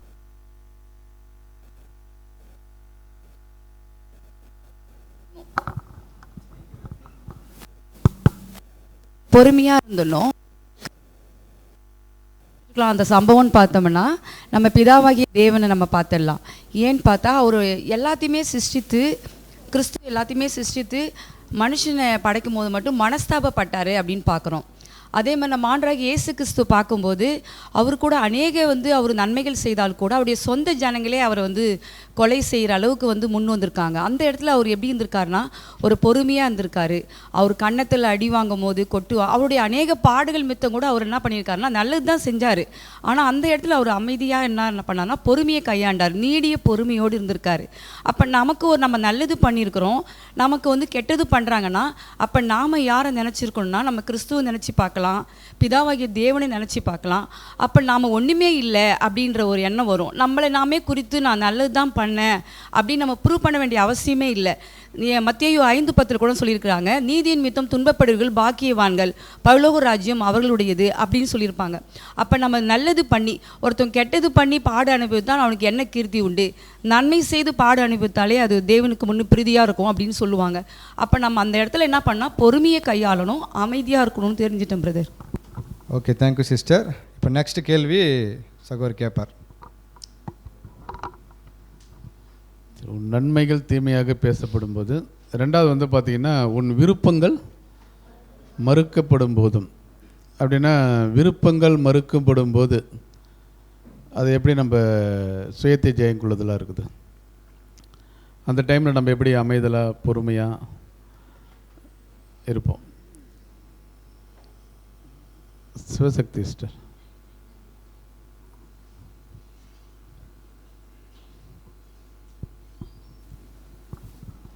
ஒரு மீட்டிங் நடக்கும், அதில் வந்து அவங்கவுங்க கருத்துக்களை கொண்டாந்து நம்ம முன்னாடி வைப்போம். வைக்கும்போது அங்கே என்ன சொல்லியிருக்காரு சொன்னோன்னா, உன் விருப்பங்கள். அப்போ நம்மளோட விருப்பத்தை கொண்டாந்து நல்ல பாயிண்ட்டாக இருக்கும், நல்ல எக்ஸலண்ட்டாக தான் இருக்கும். ஆனால் தேவனுக்கு விருப்பமாக இருந்தால் தான் அங்கே செயல்படும். ஆனால் உன்னோட விருப்பம் வந்து அங்கே செயல்படலை அப்படின்னு சொல்லும் போது நம்மளுக்கு என்ன செய்யணும், நான் சொல்கிறேன் அவங்க ஒன்றும் காதிலே வாங்கிக்க மாட்டாங்க, கேட்க மாட்டாங்க, ஆனால் மற்றவங்க சொல்கிற சகோதரனை மட்டும் அவர் எடுத்து செய்கிறாரு அப்படின்னு. ஆனால் அது தேவனுக்கு விருப்பமாக இருந்தால் தான் எந்த விஷயமும் வந்து அது பயன்படுத்துவாங்களோ அவசரம். நம்மளோட விருப்பங்கள் அங்கே வைக்கும்போது செயல்படலைனாலும் பரவாயில்ல. அப்போ என்ன செய்யணும்னா, அப்போ தேவனுக்கு சித்தம் இல்லை போல இது, அதனால் அதுங்க வந்து அதை ஏற்றுக்கல அப்படின்றத நம்ம சுயத்தை மேற்கொண்டு அந்த இடத்துலேருந்து நம்ம இப்போ ஜெயிக்கணும் அவசரம். சகோதரன் மேலே நம்ம கோவப்படக்கூடாது அந்த இடத்துல அப்படின்றது. Thank you sister. உன் விருப்பங்கள் மறுக்கப்படும் போதுன்றதுக்கு சகோதரி ஒரு அருமையான உதாரணம் சொன்னாங்க. இப்போ இந்த விருப்பங்கள் வந்து பார்க்கும்போது எந்தெந்த இடத்துலலாம் இந்த விருப்பங்களை வந்து நம்ம உருவாக்குவதற்கு வாய்ப்புகள் இருக்குது?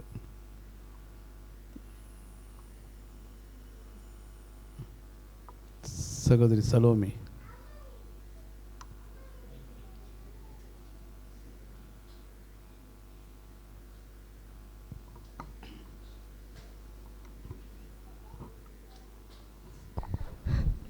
ஆனால் இது எங்கெங்கே மறுக்கப்பட வாய்ப்பு இருக்குன்னா, நம்மளுடைய வீட்டில் முதலாவது நம்ம வீட்டில் நம்ம ஒரு சஜஷன் சொல்லுவோம், இல்லை ஹஸ்பண்ட் ஒரு சஜஷன் சொல்லுவாங்க. ஆனால் ஒருவேளை அவங்க சொல்கிறத விட நம்ம சஜஷன் நல்லா கூட இருக்கலாம், இல்லை அதை விட கொஞ்சம் கம்மியாகவும் இருக்கலாம். பட் அந்த இடத்துல நிராகரிக்கப்படும் போது நம்ம எந்த மனநிலைமையோடு அதை ஏற்றுக்கொள்கிறோம்? தேவன் வந்து அங்கே அதை அனுமதிச்சிருக்காங்க, நன்மைக்கு ஏதுவாக தான் எல்லாவற்றையும் நம்மளுடைய வாழ்க்கையில் அனுமதிப்பாங்க அப்படின்னு எடுத்துக்கணும். அதுக்கடுத்து பார்த்திங்கன்னா, எக்லிஷியாவில் நம்ம வேலை செய்கிற ஸ்தலத்தில் எல்லா இடத்துலையுமே எக்லிஷியாவில் ஒரு நல்ல அக்கா சொல்கிற மாதிரி நிறைய விஷயங்கள் பண்ணுறதுக்கு நாமளும் ஆலோசனை நிறைய கொடுப்போம். ஒருவேளை நல்ல ஆலோசனையாக கூட இருக்கும், ஆனால் சகோதரர்கள் அதை ஏற்றுக்கொள்ள முடியல, அதாவது ஏற்றுக்கொள்ளலை அப்படின்னும் போது ஒருவேளை சகோதரன் வந்து நாம் என்ன யோசிக்கணும்னா, சகோதரன் நான் நினைக்கிற பாயிண்ட்லேருந்து யோசிக்கலை, அதனால் அதை நிராகரிச்சிட்டாங்க. ஒருவேளை அதை அவர் புரிஞ்சிருந்தால் அதை கண்டிப்பாக ஏற்றுக்கொண்டு இருப்பாங்க.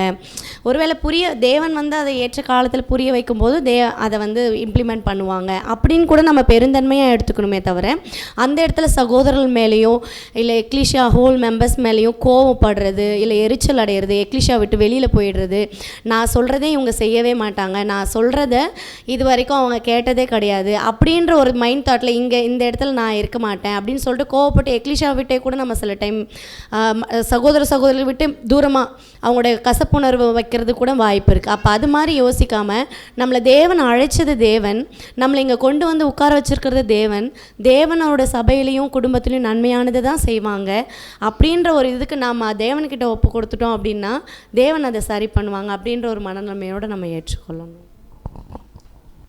Thank you sister. சகோதரி அருமையான பாயிண்ட்டு. இதில் பாயிண்ட் யாராவது சேர்க்குறீங்களா? லூக்கா பிரதர். தேவநாமம் மகிமைப்படுவதாக.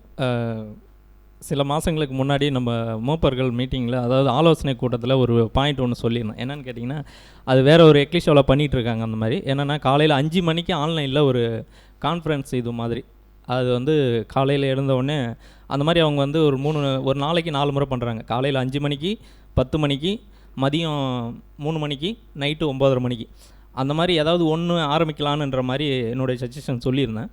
பட் ஆனால் அது பண்ணலான்ன்ற மாதிரி அந்த ஆலோசனையோடு அது முடிஞ்சிச்சு. அதுக்கப்புறம் அதை பற்றின சிந்தனை எனக்கு இருந்துச்சு, நம்ம சொன்னமே எதையுமே இது பண்ணலையேன்ற மாதிரி. அதுக்கப்புறம் சரி, அது தேவ சித்தம் இல்லை போல், அதுக்காக ப்ரேயர் பண்ணுவோம், தேவ சித்தமானாலும் அதை வாக்கி செய்வார்னுட்டு அதோட விட்டாச்சு. இப்போ இந்த பாயிண்ட் வரும்போது எனக்கு அந்த யோசனை வந்துச்சு. தேங்க்யூ. Thank you brother. சரி, இதில் பாயிண்ட்டு சீதா சிஸ்டர். ஒரு சின்ன விஷயந்தான். என்னென்னு பார்த்தீங்கன்னா, இப்போது நம்மளுடைய விருப்பம் வருதுன்னா நம்மளுக்கு முதல்ல அதில் மேலே ஆசை வரும். இப்போ வந்து எங்கேயாவது வெளியே போகிறோம், மீட்டிங்ஸ் மாதிரியோ இல்லை கன்வென்ஷன் மாதிரியோ போகிறாங்கன்னும் போது சம்டைம்ஸ் காரில் கூட இடம் இல்லை, அதில் வந்து நம்ம போகணுன்னு ஆசைப்படுவோம். அப்போ வந்து நானும் வரேன்னு நம்ம ஒரு விஷயத்த சொல்லும்போது சகோதரர் வந்து இல்லை வேண்டாம், சொல்லும் கட் பண்ணுறாங்கன்னு வச்சுக்கோங்களேன். இல்லைன்னு சொல்லும்போது நம்மளுக்கு வந்து என்ன கோவம் வரும்னா, சரி நம்மளை இட்டுட்டு போக மாட்டேன்றாங்க, நம்மளை அவாய்ட் பண்ணுறாங்கன்ற மாதிரி திங்கிங்லாம் வரும் ஒரு சிலருக்கு. அப்போ அதை வந்து நம்ம என்ன பண்ணோம், இது தேவனுக்கு சித்தம் இல்லை, நம்மளுக்கு பதிலாக நம்ம சகோதர சகோதரிகள் கூட போகிறாங்க. அப்போ நம்ம அதை என்ன பண்ணணும்னா நம்ம அதை ஓவர் கம் பண்ணுறதுக்கு பார்க்கணும். Thank you sister. பாயிண்ட் எல்லாருமே அருமையாக ஷேர் பண்ணிங்க. நம்மளுடைய விருப்பங்கள் மறுக்கப்படும் போது என்ன அப்படின்னு பார்க்கும்போது, இப்போ நம்ம பார்க்க இந்த சுயத்தை ஜெயங்கொள்ளுதல் யாருக்கு தான் அப்படின்னு பார்க்கும்போது புது சிருஷ்டி தான். அப்படின்னா இந்த நம்மளுடைய விருப்பங்கள் இதெல்லாம் வந்து எப்படி நம்ம பார்க்கணும், பகுத்து பார்க்கணுன்னா, ஒரு புது சிருஷ்டியாக என்னது இருந்து இது வந்து சரியா, ஒருவேளை அது வந்து சரியான விஷயமாக கூட இருக்கலாம், இருந்தாலும் வந்து பார்க்கும்போது அது மறுக்கப்படும் போது அது வந்து பார்க்கும்போது நன்மைக்காக என்ன பண்ணணும், நம்ம எடுத்து கொள்கிற ஒரு விஷயந்தான். ஓகே, இப்போ சார் அடுத்த பாயிண்ட் போகிறது. ஸோ அப்போ நெக்ஸ்ட் நம்ம பார்க்குறோம், உன் நன்மைகள் தீமையாக பேசப்படும் போது என்ன பண்ணணும்? கோபம் வரும், கட்டுப்படுத்த முடியாத கோபம் வரும், நம்ம அதை கட்டுப்படுத்தணும். நெக்ஸ்ட் பார்க்கும்போது நம்மளுடைய விருப்பங்களை நம்ம தெரியப்படுத்தும் போது என்ன வரும்? விருப்பங்களை தெரியப்படுத்துவோம், அதை ஆஃப் பண்ணுவாங்க, மறுக்கிற மாதிரி பேச வாய்ப்பு வரும். மூணாவது பாயிண்ட் பார்க்கும்போது அட்வைஸ், நம்முடைய ஆலோசனைகளை அலட்சியப்படுத்துவாங்க. அப்படி நம்ம எப்படி இருப்போம் அந்த டைமில்?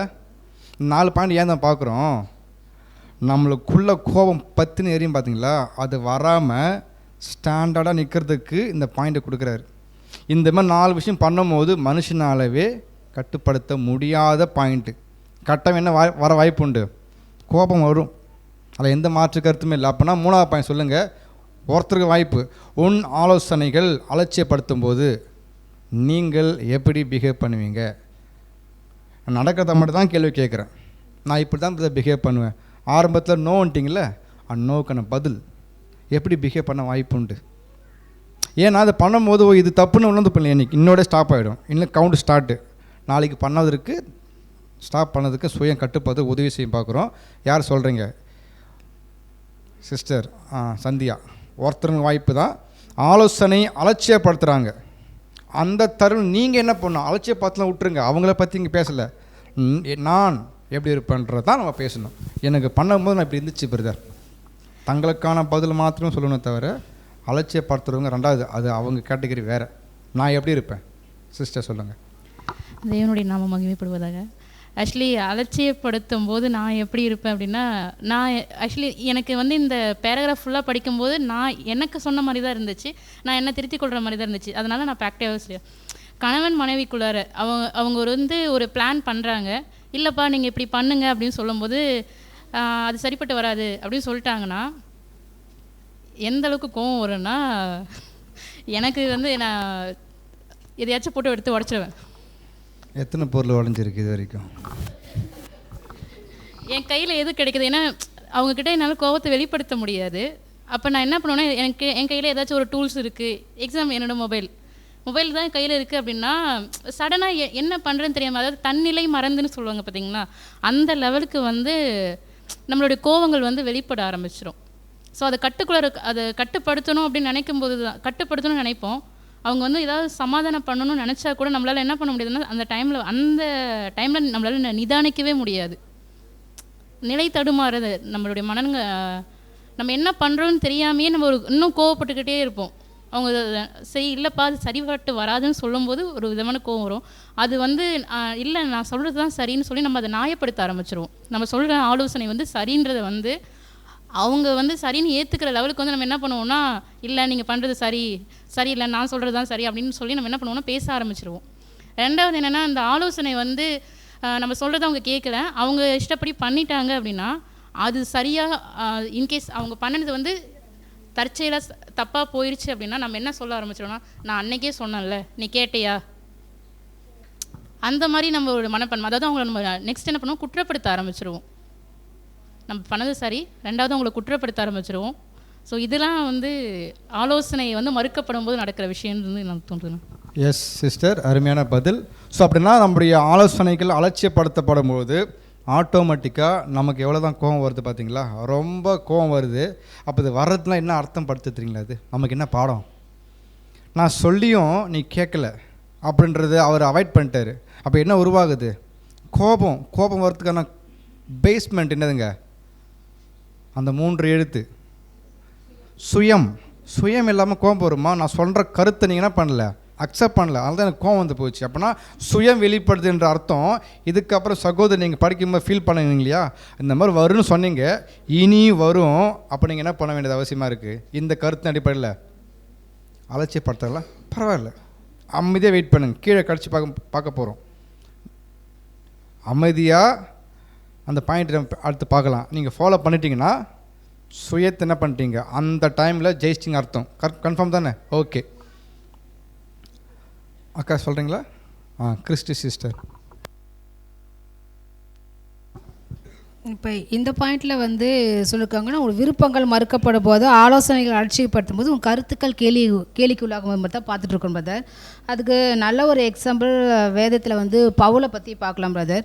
பவுல் வந்து அந்த அத்தனைய பட்டணத்தில் அந்த மாஸ் மேடையில் அவங்கள்ட்ட சொல்லியிருக்கிறாருல்ல, அந்த அத்தனைய பட்டணத்துக்கு நீங்கள் அறியப்படாத தேவனுக்கென்று எழுதிக்கிற ஒரு பலிபீடத்தை கண்டு நீங்கள் அறியாத ஆராதிக்கிற அவரையே நான் உங்களுக்கு அறிவிக்கிறேன் சொல்லிட்டு அதை பற்றி எக்ஸ்பிளைன் பண்ணுறாரு. மேலும் வந்து மருத்துவர் ஊத்தலை குறித்து அவர்கள் கேட்டபோது சிலர் இகழ்ந்தார்கள். அவர் ப்ரீச் பண்ணிட்டே வரும்போது எப்படி இருக்கிறாங்க, நீ சொல்லுகிறது இன்னொரு வேலை கேட்போம் என்றார்கள். அப்படி சொல்லும்போது பவுல் வந்து இவ்வளோ பிரசங்கம் பண்ணி தேவன் இயேசு கிறிஸ்துவை பற்றியும் சொல்லும் போதும் அவங்க அவரோட பேச்சை வந்து அலட்சியப்படுத்துகிறாங்க, கேலி குண்டல் ஆக்குறாங்க, இன்னொரு வேலை வேணால் கேட்போம் அப்படின்ற. அப்போ பவுல் வந்து கோபப்பட்டார்னால அந்த இடத்த விட்டு போயிடாரு. மறுவார்த்தை அவர் எதுவும் பேசுகிற மாதிரியே அங்கே இல்லை. சரி, அவர் நினச்சிருந்தா கோவப்பட்டிருக்கலாம், சபிச்சிருக்கலாம், எது வேணால் செஞ்சுருக்கலாம். பட் அது தன்னோட சுயத்தை முன் கொண்டு வராமல் தேவ வார்த்தை பிரசங்கிக்கும் போது அவரோட வேலையாக இருந்து அவர் அதை செஞ்சார். ஸோ சுயத்தை அந்த இடத்த ஜெயம் கொண்டாருன்றது தெரியுது. ஸோ நாமளும் அதுமாதிரி ஜெயம் கொள்ள முடியும். ஓகே சிஸ்டர், ஸோ அருமையான உதாரணங்கள். லாஸ்ட் பாயிண்ட் என்ன பார்த்தோன்னாக்கா, நம்முடைய கருத்துக்கள், நம்முடைய ஐடியாஸ் இருக்கு இல்லையா, அதை நம்ம முன்வைக்கப்படும் போது கேலிக்குள்ளாக்குறது தான். வேறு எப்படி நம்ம மொழிபெயர்க்கலாம்? கிண்டல் பண்ணுற மாதிரி பிஹேவ் பண்ணுறது, ஓப்பன் சொல்ல மாட்டாங்க.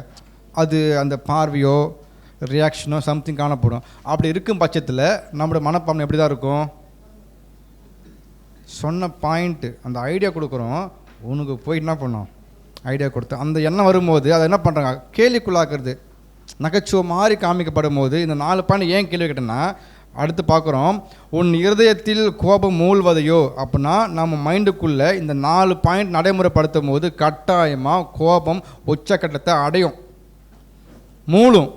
அப்படி மூழும்போது அல்லது உன்னை நாமோ நிலை நிறுத்துவதையே நீ மறுத்து இவைகள் எல்லாம் நன்மையை தீமையாக பேசும்போது எல்லாம், உன் விருப்பங்கள் மறுக்கப்படும் போது எல்லாம், உன் ஆலோசனைகள் அலட்சியப்படுத்தும் போது எல்லாம், உன் கருத்துக்கள் கேலிக்குள்ளாக்கப்படும் போது எல்லாம், இவைகள் எல்லாவற்றையும் அன்புடனும் அமைதியுடனும் பொறுத்து கொள்வாயானால் இது கட்டாயமாக கூடுமா கூடாதா?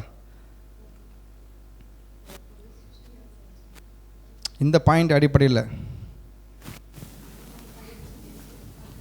மேலே இருக்கிற பாயிண்ட்டே ரொம்ப கஷ்டம்.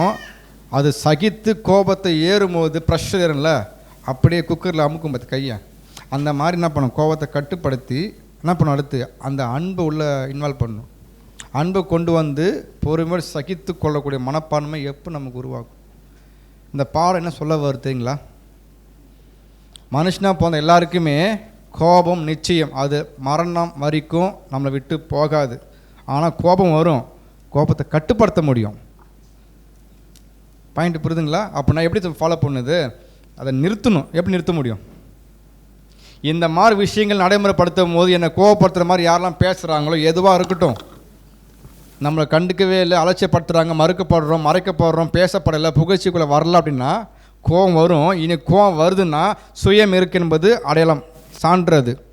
எனக்கு கோபம் வரல, பரவாயில்ல, நம்முடைய சகோதரி தான் பேசிட்டாங்க, பரவாயில்ல, அவங்களுக்கு புரிஞ்சு பேசினாங்களோ புரியாமல் பேசினாலும் தெரில அப்படின்ற எண்ணம் வருது. பார்த்தியா, அங்கே லவ் என்ன பண்ணுறீங்க, நீங்கள் கொண்டு வந்து ஆட் பண்ணுறீங்க. பரவாயில்ல, நம்முடைய பிரதர் வரும்போதையே நம்ம ஸ்டார்ட் பண்ணிட்டோம், அந்த 4 பாயிண்ட்டை மேற்கொள்ள ஆரம்பிச்சிட்டோம். பொறுமையாக நான் பண்ணிட்டோம், கண்டுக்கவே நீங்கள், அவங்க கண்டுக்கிறது இல்லை, நாம் கண்டுக்காம போயிடலாம். இப்படி போகும்போது கட்டாயமாக ஒரு பூசணாகமாகுது, சுயத்தை அந்த இடத்துல ஜெயிச்சு நிற்குது. இது தேவனுக்கு மிகப்பெரிய ஒரு மகிமை உண்டாக்கும். நெக்ஸ்ட் படிக்கலாம். 3வது பாயிண்ட். எவ்வித ஆகாரத்திலும் எவ்வித வெகுமதியிலும் எவ்வித உடையிலும் எவ்வித சீதோசன நிலையிலும் எவ்வித சமுதாய சூழ்நிலையிலும் எவ்வித தனிமையிலும் தேவ சித்தத்தின் தலையீட்டிலும் போதும் என்ற மனதுடன் திருப்தி கொண்டாயானால் அதுவே சுயத்தை ஜெயம் கொண்டதாகும். ஸோ ரொம்ப அருமையான பாயிண்ட். செகண்ட் பாயிண்டில் அன்புடன் கூட பொறுமையை கையாண்டா அந்த 4 பாயிண்ட் ஜெயிக்கலாம் பார்த்தோம். இப்போ இந்த பேரா பார்க்கும்பொழுது போதும் என்ற மனப்பான்மை நமக்குள்ளே இருக்குதா இல்லையான்றதை பரிசோதிக்கக்கூடிய ஒரு பாயிண்ட்டாக இருக்குது. எவ்வித ஆகாரத்திலும் எவ்வித வெகுமதியிலும், any rewards, any food, any dress, any climate, any social situation, எல்லாவற்றிலும் போதும் என்ற மனப்பான்மை நமக்கு இருக்குமா இருக்காதா? Yes or no.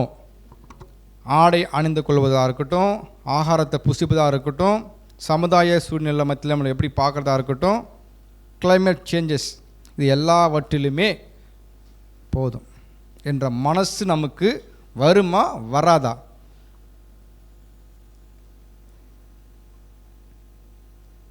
வருமா வராதா? வராது. ஏன் வராது என்பதன் பதில் அது சொல்லுங்கள். முடிச்சுட்டு நம்ம அடுத்து போயிடலாம். அது கண்டுபிடிக்கணும். வராது சொல்லிட்டோம், எதுக்காக வராது? யார் சொல்கிறீங்க? கை தூக்குங்க. சிஸ்டர் ஸ்வாதி, நீங்கள் கை தூக்கும் போது தான் தெளிவாக தெரியும். தூக்குங்க. ஆக்சுவலி அண்ணா வந்து நமக்கு வராது தான். எப்படின்னு பார்த்தீங்கன்னா நம்ம அந்த ஒரு பழைய மாம்சத்தில் தான் நம்ம இருப்போம். எந்த ஒரு சுச்சுவேஷன் எடுத்தாலுமே நமக்கு வந்து நம்மளுடைய சுயத்துக்கு ஏற்ற மாதிரி நடக்கணும் அப்படின்ற மாதிரி எல்லாருமே வந்து டிசைட் பண்ணுவோம். இப்போ வந்து ஒரு நாளைக்கு வந்து நல்ல ஃபுட்டு இருந்திருக்கும், மறுநாள் வந்து நல்ல ஃபுட்டு இருந்திருக்காது.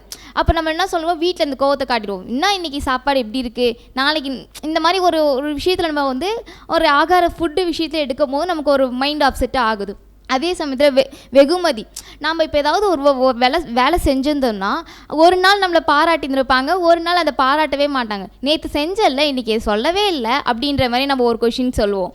அதுக்கப்புறமேட்டான்னு பார்த்திங்கன்னா ஒரு உடை ட்ரெஸ்ஸு நம்ம போட்டிருக்குதா இருந்தாலும் சரி, நம்ம வந்து ஒரு ஃபங்க்ஷனுக்கோ இல்லை ஏதாவது நம்ம கிளம்பும் போது ஒரு நாளைக்கு வந்து நம்மளால அன்றைக்கி ஒரு நாள் எப்படின்னு பார்த்தா அந்த ட்ரெஸ்ஸை நம்ம நல்லா அழகாக போட்டுன்னு போயிருப்போம். அப்போ வந்து நம்ம எல்லோரும் என்ன பண்ணிப்பாங்க, அழகாக இருக்கே அப்படின்ட்டு சொல்லியிருப்பாங்க. பட்ல அந்த ட்ரெஸ்ஸு ஏதாவது ஒரு சின்னதாக கிழிஞ்சிருந்தா கூட நம்ம என்ன விட்டுருவோம், ஐயோ இன்றைக்கி கிழிஞ்சிச்சு அப்படி. அப்போ நம்ம அந்த இடத்துல என்ன பண்ணுறாங்கன்னு பார்த்தீங்கன்னா நம்ம ஏதாவது சொல்லும் போது கஷ்டப்பட்டுடுறோம்.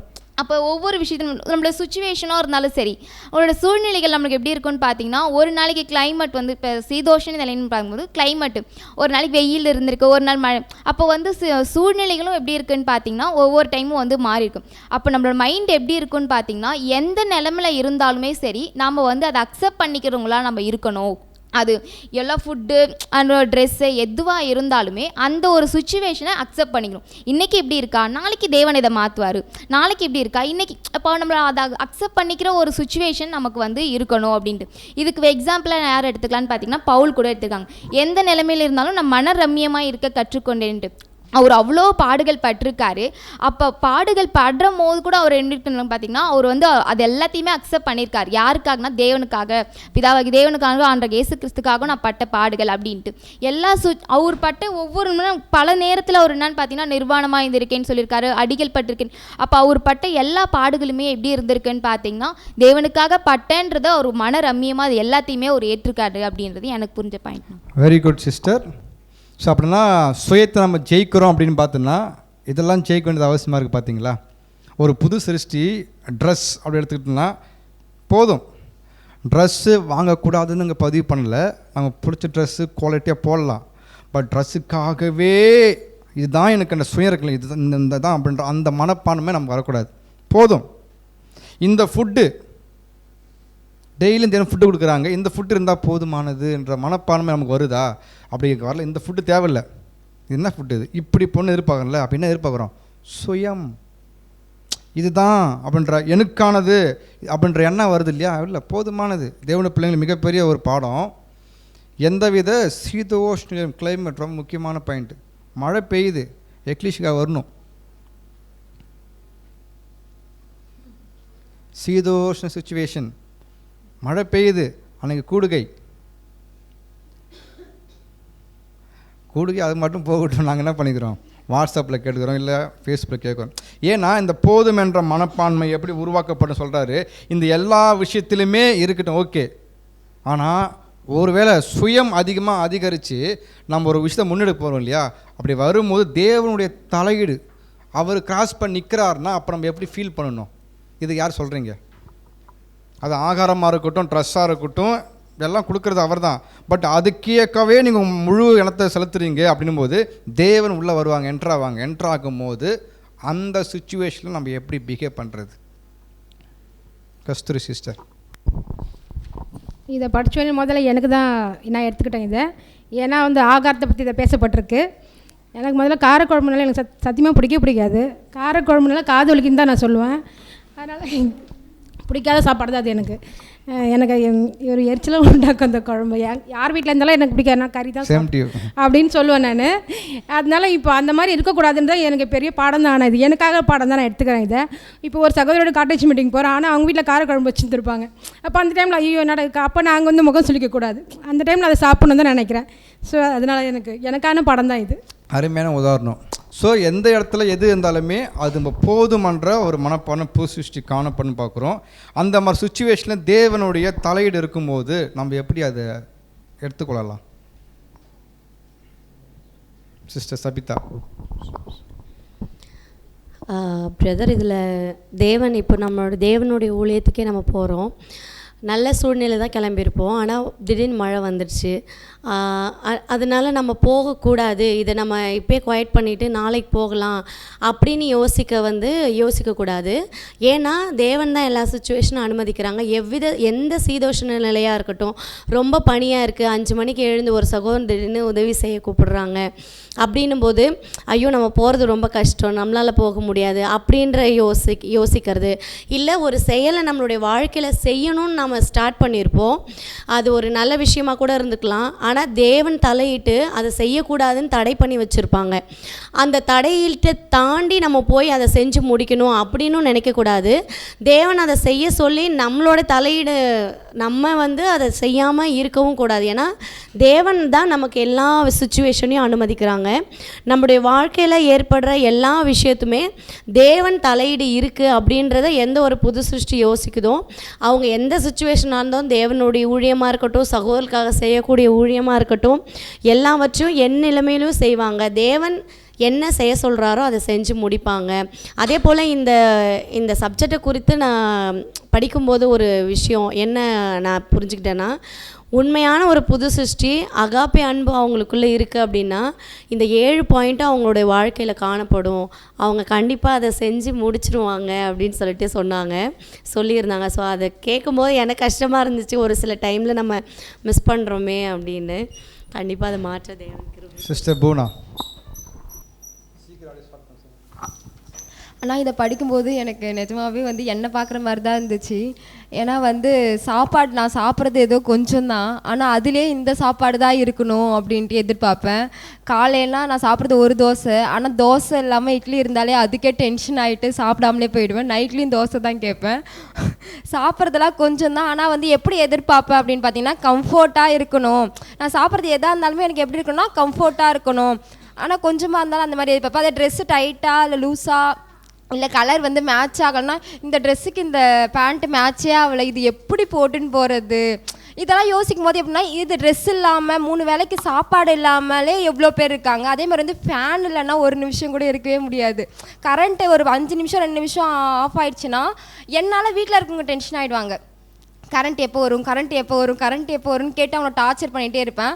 அப்போ இதெல்லாம் படிக்கும்போது நமக்குள்ளே எவ்வளோ மாற்றிக்க வேண்டியது இருக்குது. அவங்கவுங்க எவ்வளோ பேர் வெயிலில் போய் ஒர்க் பண்ணுறாங்க, வீடே இல்லாமல் ஃபேனே இல்லாமல் குடிசெல்லாம் போட்டு இருக்காங்க. அவங்களுடைய சூழ்நிலை எதிர்பார்க்கும்போது தேவன் நம்மளை எவ்வளோ பெட்டராக தான் வச்சுருக்காங்க. அப்போ தேவன் நமக்கு ஒரு லைஃப் சுச்சுவேஷனுக்கு கொடுத்துருக்காங்கன்னா அந்த இடத்துல நம்ம எப்படி இருக்குன்னா இது இப்போ கொடுத்த வரைக்கும் போதும், அதில் நம்ம எப்படி தேவனுக்கு பிரியமாக வாழ்கிறோம் அப்படின்றத பார்க்கணும், புரிஞ்சுக்கணும். அருமையான பதில். அப்போ நம்ம தெளிவாக புரிஞ்சிக்க முடியுது, சுய சித்தம் எப்போ அதிகரிக்குதோ தேவன் வாய்ப்பு கொடுக்குறாங்க. அவர் சித்தம் உள்ளே ஸ்டாப் பண்ணுதுன்னா நம்ம என்ன கண்டுபிடிந்தீங்களா, அதை கண்டுபிடிச்சி இதை நம்ம செய்யக்கூடாதுன்ற எண்ணத்தை உருவாக்கணும். ஏன்னா இது தேவனுக்கு பிரியம் இல்லை, சித்தமெல்லாம் கண்டுபிடிக்கணும். இல்லை அவர் சொல்கிறத ஓரம் வச்சுட்டு நான் ஒரு செய்ய பிளான் போட்டேன், முடிவு பண்ணிட்டேன், எப்படியா செஞ்சு முடிச்சிருவேன் அப்படின்னு நம்ம எடுத்தோம்னா சுயத்தை நம்ம இன்னும் நம்மள ஜெயிக்கல என்பது அர்த்தம். அது எந்த ஒரு விஷயமா இருக்கட்டும் பார்க்குறோம். வேறு ஷேர் பண்ணுறீங்களா?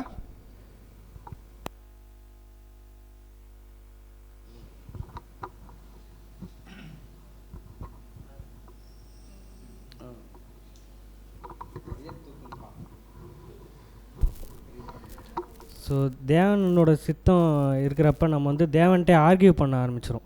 தேவன் வந்து இதை தான் இந்த மாதிரி தான் இந்த சூழ்நிலையில் தான் நீ வந்து இந்த சத்தியத்தில் நீ ஓடணும்னு வந்து கொடுத்துருப்பாரு. அப்போ நம்ம புரிஞ்சவங்க என்ன பண்ணோன்னா அந்த மனரமியத்தோடு நம்ம போனோம். ஆனால் நாம் எப்படி பண்ணுறதுன்னா, இப்போ வீடு வந்து சின்ன வீடாக இருக்குதுன்னா நாம் வந்து தேவன்கிட்ட ஆர்கியூ பண்ணுறது, என்ன சின்ன வீடு 4 ரூம் தான் கொடுத்துருக்கீங்க, 10 தான் கொடுத்துக்கிறீங்க, ஒரு 20க்கு 30, 50க்கு 50 இருந்தால் தினமும் மாதம் என் வீட்டில் வந்து நான் காட்டேஜ் மீட்டிங் வைப்பேன்ல, அந்த மாதிரி பண்ணுறது.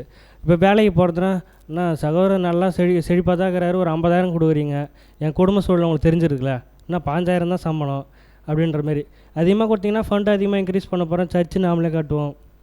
இந்த மாதிரி தேவன்ட்டே நம்ம வந்து இந்த மாதிரி முறைமைகள்லாம் வைக்கிறது. படிப்பில் கூட என்ன பண்ணுறதுன்னா இந்த மாதிரி வேலை விஷயங்கள் அந்த மாதிரி வந்து தேவன்ட்டே நம்ம போய் பண்ணுறதுனால நம்மளோட சுயத்தை வந்து அந்த இடத்துல இழக்கிறத நம்ம பார்க்குறோம். Thank you brother. இதில் எல்லா வித சூழ்நிலையிலையும் அதேமாதிரி தேவனுடைய சித்தத்தினுடைய இது வந்து ப்ராக்டிக்கலாக எப்படின்னு பார்த்தீங்கன்னா, சில சமயம் வெளியூர் ஊழியத்துக்கு போகும்போது அங்கே வந்து இந்த மாதிரி சுச்சுவேஷன்லாம் பார்க்கலாம் சில டைமில். இப்போ வந்து பார்க்கும்போது நிறைய சபைகள் கொஞ்சம் வளர்ந்த நிலைமையில் என்ன பண்ணுறாங்க இருக்கிறாங்க. ஆரம்ப சூழ்நிலையில் பார்த்திங்கன்னா பஸ்ஸில் தான் போவோம். ரொம்ப நம்ம பஸ்ஸுக்கு வந்து பார்த்திங்கன்னா நிறைய செலவு பண்ணிலாம் போய் இறங்குவோம். ஆனால் நம்மளை வந்து பிக்கப் பண்ணுறது கூட அங்கே யாரும் இருக்க மாட்டாங்கன்னா ஆட்கள் என்ன பண்ண மாட்டாங்க, இருக்க மாட்டாங்க. அதேமாதிரி என்னென்னா சில சமயம் சில சபையில் வந்து பார்த்திங்கன்னா நாம்ளே போய் சபை என்னது இங்கேருந்து போகிறவங்களே போயிட்டு சபையை ஓப்பன் பண்ண வேண்டியதாக இருக்கும். கடைசியில் பார்த்தா குளிக்கிறதுக்கு என்ன இருக்காதுன்னா தண்ணி இருக்காது, பாத்ரூமு வசதி இருக்காது. அப்போ இந்த மாதிரி ஒரு சுச்சுவேஷன்லாம் வந்து பார்க்கும்போது என்ன தான் வரும்னா, யாரை முறுமுறுப்புனா தேவனும் முறுமுறுக்க மாட்டோம். அங்கே பொறுப்பாக இருக்கிறார் இல்லையா சில சகோதரர்கள் இவங்க, ஏன்னா அவங்களுடைய சுச்சுவேஷன் வந்து அந்த மாதிரி சூழ்நிலை. ஆனால் வந்து என்னன்னா வரவங்கள கூட இவங்களால் என்ன பண்ண முடியல அப்படின்றன்னா சகோதரர்கள் நம்ம என்ன பண்ண வேண்டியது இருக்குதுன்னா பேச வேண்டிய சில சூழ்நிலைகள்லாம் ஒரு வேளை வந்து இதை தேவன் நமக்கு என்ன பண்ணியிருக்கிறாரு அனுமதிச்ச பவுல மாரி என்னது எல்லா சூழ்நிலையும் மன ரம்மியமாய் இருக்க கற்றுக்கொண்டேன் அப்படின்றத நம்மளுக்கு அந்த டைமில் சொல்கிறதுக்கு என்ன பண்ணாது வராது. இருந்தாலும் நம்ம என்ன பண்ணிவிடுவோம் அப்படின்னு பார்த்திங்கன்னா, நம்மளை அழைத்த சகோதரர்களுக்கு நம்ம என்ன பண்ணுறோம்னா, ஏன்னா போகிற இடத்துல சில இடத்துல வந்து பார்த்திங்கன்னா நல்லா வசதிகள்லாம் இருக்கும். ஆனால் சில சூழ்நிலைகளில் அப்படியோட வசதிகள் என்ன பண்ணாது இருக்காத ஒரு சூழ்நிலையிலையும் என்னது நடந்திருக்குது. அதுதான் சார். Okay brother. ஸோ நம்ம அநேக எக்ஸாம்பிள் பார்க்குறோம். இந்த எக்ஸாம்பிள் எல்லாமே நம்முடைய வாயின் வார்த்தையாக இல்லாமல் நம்முடைய வாழ்க்கை நடைமுறைப்படுத்துறதுக்கு நம்ம என்ன பண்ணலாம், சுயத்தை எப்படி ஜெயிக்கணுன்றது இன்னொரு உதாரணம் கூட நான் ஷேர் பண்ணுறேன். லோத் படிச்சிருப்போம், கேள்விப்பட்டிருப்போம். தேவ தூதர்கள் அங்கே அழிக்கிறாங்க, தேவன் இந்த பக்கம் போக சொல்கிறாங்கன்ட்டு கையை பிடிச்சி கூப்பிட்டு போகும்போது லோத்தோடைய பதில் மனைவி இல்லை அவரே, அங்கே வேண்டாம் இங்கே போகிறேன். தேவனுடைய தலையீடு, இங்கே தான் போனால் செட்டில் ஆகலாம் தேவன் சூஸ் பண்ணிட்டாங்க. அந்த தேவத்தில் கூப்பிட்றாங்க, லோத்துடைய பதில் அங்கே வேண்டாம் இங்கே போனால் இருக்கும். அவர் பாருங்கள், சுயம் தனக்கு ஏற்ற இடம் இதான்றது அவர் ஃபிக்ஸ் பண்ணுறாங்க. இந்த சகோதரர் அழகாக சொல்லியிருக்க, எப்படி பேசியிருக்காருன்னா, தேவனே பேசிட்டாரு இங்கே போன்ட்டு, தேவனுடைய வார்த்தையை மீறி எப்படி இதெல்லாம் பேச முடியும்? அந்த தேவதூ ஷாக்காக பார்த்துருப்பாங்களாம். இந்த பாயிண்ட் புரிதுங்களா? தேவன் பரலோகத்தில் இருக்கிற மகா பெரிய சொல்லிட்டாரு அவங்கள அங்கே கூப்பிட்டு போன்ட்டு. அப்படி கூப்பிட்டு போகும்போது அந்த லோத்து சொல்கிறாரு, நான் அங்கே போகல, என்னை இங்கே போடுங்கன்னு. தேவன் சொன்ன வார்த்தையே மீறி பேசுகிறாருன்னு ஷாக்காக பார்த்துருப்பாங்க தேவதூதர்கள்ன்றார். சுயம். இப்போ தேவனுடைய சித்தம் உள்ளே வந்தாலும் கூட அதை தடுத்து நிறுத்திட்டு புறக்கணிச்சிட்டு தான் சொன்னதை நிறைவேற்றி முடிப்பதற்கு வெளியே வருது பார்த்தீங்களா, அதுவே சுயம். அந்த சுயம் நமக்கு என்ன இல்லை, நன்மையானது கிடையாது. அப்படின்னா ஜெயிக்கணும்னா தேவனுடைய தலையிடலாம் கண்டுபிடிக்கணும். நமக்கு எது கொடுத்தாலும் எந்த சுச்சுவேஷன் இருந்தாலும் போதும் என்ற அந்த மனப்பான்மை காணப்படுவதே சுயத்தை ஜெயம் கொள்ளுதல். அது ட்ரெஸ்லேருந்து போடுற ஃபுட்டுலேருந்து சாப்பிட்ற ஃபுட்டுலேருந்து எந்த ஒரு சுச்சுவேஷன் சரி, இது இருக்கா, இன்றைக்கி தான் அனுமதிக்கப்பட்டிருக்கு, இன்னாஃப், இது இன்னும் கொஞ்சம் பெட்டராக இருந்திருக்குமே, வேண்டாம், பெட்டர்னாலே சுயம் வந்து போச்சு. சம்டைம் என்ன பண்ணுங்கள், இதான் இருக்குன்னா அதான் அப்படின்ற எடுத்துக்கொள்ள விஷயமா இருக்கு போகும். நெக்ஸ்ட் பாயிண்ட் படிக்கலாம். 4th பாயிண்டா? கடகன வாசிங்க. எவ்வித ஒழுங்கின்மையானாலும், எவ்வித சீரற்ற நிலையானாலும், எவ்வித காலம் தவறுதலானாலும், எவ்வித மனமடிவானாலும், பொறுமையுடன் அன்போடு சகிப்பாயானால், விரயம், அறிவீனம், ஆடம்பரம், ஆவிக்குரிய வாழ்வில் ஏற்படும் அநாகரிகம் இவைகளை முகமுகமாய் எதிர்கொண்டு இயேசு கிறிஸ்து சகித்தது போல் சகிப்பாயானால் அதுவே சுயத்தை ஜெயகொண்டதாகும். ஓப்பனாக சொல்லப்பட்டிருக்கு. ஒரு புது சிருஷ்டி எப்படி தான் இருக்கணும் பாருங்களேன். எவ்வித ஒழுங்கின்மையானாலும், ஆர்டராக இருக்காது, ஆர்டர்ஸ் வித்தியாசமாக காணப்படும். அந்த இடத்துல நீங்கள் எப்படி இருக்கணும்? எப்படி இருக்கணும்?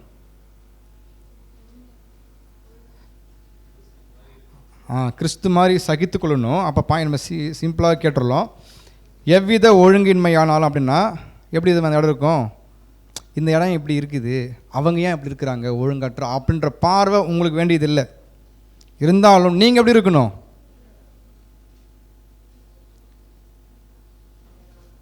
நாம் எப்படி இருக்கணும்? மேலே பாயிண்ட் பேசிட்டு கீழே கன்க்ளூட் பண்ணுறாங்க இல்லையா, அதான் நமக்கு லெசன். பொறுமையுடன் அன்போடு சகிப்பாயானால் அப்படின்னா இந்த மாதிரி ஏன் இருக்குது, அலங்கோலமாக இருக்குது அப்படின்றது இருக்கட்டும்.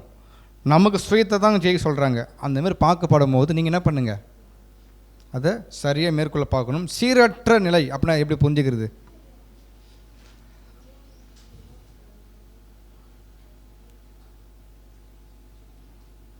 அக்கா தானா சிஸ்டர்?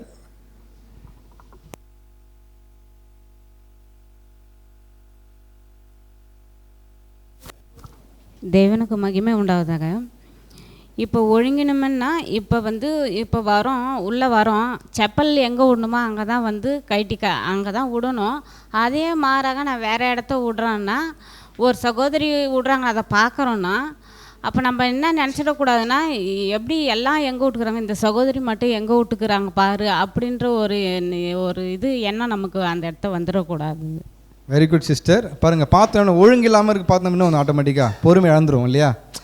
என்ன பண்ணுறாங்க, ஒரு சரியாக கூட தெரியாது அவங்களுக்கு, இது கூட தெரியாது அப்படின்ற வார்த்தை வருதுனாலே நமக்குள்ளே என்ன இருக்குது, சுயம் இருக்குது. அதை கூட ஜெயிக்கணும். அதை அவங்க தப்பாக விட்டுருக்கலாம், நாளைக்கு எங்கே ஆர்டராக பார்த்து வந்துடுவாங்க. பட் நாம் பார்க்குறோம் இல்லையா, இந்த செருப்பு உரதாக இருக்கட்டும், இல்லை சேர் அரேஞ்ச்மெண்ட்டாக இருக்கட்டும், எங்கெங்கே பொருள் இருக்குதோ களைஞ்சி போயிருக்குன்னா பார்த்த உடனே வெறுப்பாகி கோவப்பட்டு இப்படி இது இல்லாமல் இருக்காங்களே அப்படின்ற எண்ணம் வந்துடக்கூடாது. நெக்ஸ்ட்டு பார்க்கும்போது எவ்வித காலம் தவறுதல் ஆனாலும், ஒரு சகோதரன் சகோதரி காலம் தாமதமாக இயக்கி சகோதரர் வந்துட்டார், பார்த்த உடனே ஆகிடுது நமக்கு, போச்சு உங்களுக்கு சத்தியம் தெரியாதா, தேவனுக்கு வந்துருவாங்கல்ல அப்படின்றன்னு பொங்கி என்ன பண்ணக்கூடாது, நம்ம எழ வேண்டிய அவசியம் இல்லை. ஏன்னா அந்த பாடம் அவங்களுக்கு. நீ என்ன பண்ணுங்க, தன்னை பாதுகாத்த தான் பார்க்கணுமே தவிர அவங்க லேட்டாக வந்துட்டாங்கன்ட்டு பொறுமை இழந்து போயிட்டு அன்பு இல்லாமல் ஏன் சிஸ்டர் அப்படின்னு கத்தாமல் என்ன பண்ணணும், தனிப்பட்ட ரீதியில் ஹம்பிளாக அன்போடு எடுத்துக்கொள்ளும் போது ஈஸியாக இருக்கும். ஸ்பாட்டில் கேட்க எப்படி இருக்கும், உங்களுக்கு தெரியுமா ஏன் லேட்டாக வந்தால் தெரியுமா? தெரியாதா? தெரியாது. ஆனால் லேட்டாக வந்துட்டாங்க, எப்படி கேட்க தோணும், என்ன சுச்சுவேஷனில் வந்தாங்க, பஸ்ஸை மிஸ் பண்ணிட்டாங்களா, இல்லை காலை எழுந்திருக்கும் போது ஏதோ பிரச்சனையா, இல்லை வரது இடையப்பட்ட காலம் ஏதோ நடந்துச்சா, எதுவுமே தெரியாது. ஆனால் சபைக்கு ஓடி வந்துட்டாங்க. அந்த இன்டென்ஷன் தேவன் அங்கே மார்க் போட்டார், கிளம்பிட்டாங்க. வர வழியில் சம் இஷ்யூ இருக்கலாம், அதை பார்த்த உடனே முந்தி கொள்ள தேவையில்லை, நீங்கள் பொறுமையாக வெயிட் பண்ணுங்கள், முடிச்சதுக்கு சிஸ்டர் தொடர்ந்து வாரமாக வந்துட்டுருக்கீங்கன்னா அப்போ கேட்கும்போது அவங்க பஞ்ச் பண்ணுவாங்க, இந்த சுச்சுவேஷன் நான் மீறி வந்துட்டுருக்கேன், அதை பார்க்கணும். இந்த மாதிரி சுச்சுவேஷன் எல்லாம் வரும்போது ஒருவேளை மனசோர்வு மடிவானாலும், அப்போ இந்த நாள் எல்லாத்துக்கும் பாயிண்ட் வருது இல்லையா, ஒழுங்கின்மையாக இருக்கட்டும், காலம் தாண்டி வருட்டாக இருக்கட்டும், சீரற்ற நிலைமையாக இருக்கட்டும், மனம் மடிவாக இருந்தால் சோர்ந்து போயிருந்தாலும் சரி, நம்ம எப்படி இருக்கணும், நமக்கான பாடம் சுயத்தை ஜெயிக்கணும்னா பொறுமையுடன் அன்போடு சகிப்பாயானால். இது யார் பண்ணியிருக்கிறாங்க, நம்முடைய குரு பண்ணியிருக்கிறாங்க. சீர்ஷைகளை பண்ண வேண்டியது அவசியம். இதுவே சுயத்தை ஜெயம் கொள்ளுதல். அடுத்து பார்க்கும்போது விரயம், அறிவீனம், ஆடம்பரம், ஆவிக்குரிய வாழ்வில் ஏற்படும் அநாகரிக்கும். என்ன வார்த்தை பாருங்க, விரயம் பண்ணுறது, பணத்தையோ நேரத்தையோ அப்படியே வீண் செலவு பண்ணி டைம் வேஸ்ட் பண்ணுறது, அறிவீனமான ஒரு விஷயங்கள், ஆடம்பரமான விஷயம், ஆவிக்குரிய அநாகரிக்கும். இவைகள் எல்லாவற்றும் முகமுகமாக நம்ம எதிர்ப்போமா, எதிர்க்க மாட்டோமா? டைம் இல்லாதலாம் என்ன பண்ணுறோம், படிச்சுனே நம்மளே போகிறோம். இந்த விஷயம் நீங்கள் யார் என்ன புரிஞ்சுக்கிட்டீங்க, யாரை ஷேர் பண்ணுறீங்களா? இந்த இது படிக்கும்போது இதான் ப்ராக்டிக்கல் உதாரணம் கொடுங்க, லெசன் வேண்டாம், இப்படி தான் இருக்குன்றது யார் சொல்ல முடியும்?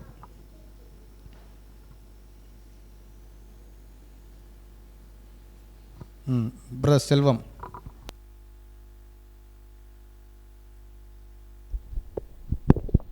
இது வந்து அதிகமாக இது எங்கே நடக்குன்னா ஒவ்வொரு வீட்டில் தான் இது அதிகமாக நடக்கும்.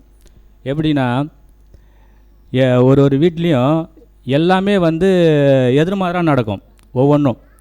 ஏன்னா இவருடைய கருத்துக்கள், இவருடைய ஆலோசனை வந்து அந்த வீட்டில் இருக்கிற குடும்பத்தார் அது ஒரு மூத்த நிலைமையில் இருந்து சொல்லுவாங்க. ஆனால் அவர் கதை வந்து எடுபடாது. ஏன்னா அந்த அளவுக்கு வந்து ரொம்ப ரொம்ப ஒரு உச்சகட்டத்தில் போகும் வீட்டுள்ளலாம். இன்னும் யார் வீட்டிலையும் இருக்கும், சில வீட்டில் இல்லாட்டாலும் சில வீட்டில் வந்து இருக்கும். ஏன்னு கேட்டால் அந்த அளவுக்கு ஒருத்தவங்க சொல்கிறத நல்லதுன்னு ஒன்று கருத்து சொல்லுவார், இப்படி தான் இருக்குன்னு சொல்லுவார். அது வந்து அவர் சொல்கிறது எடுபடாது.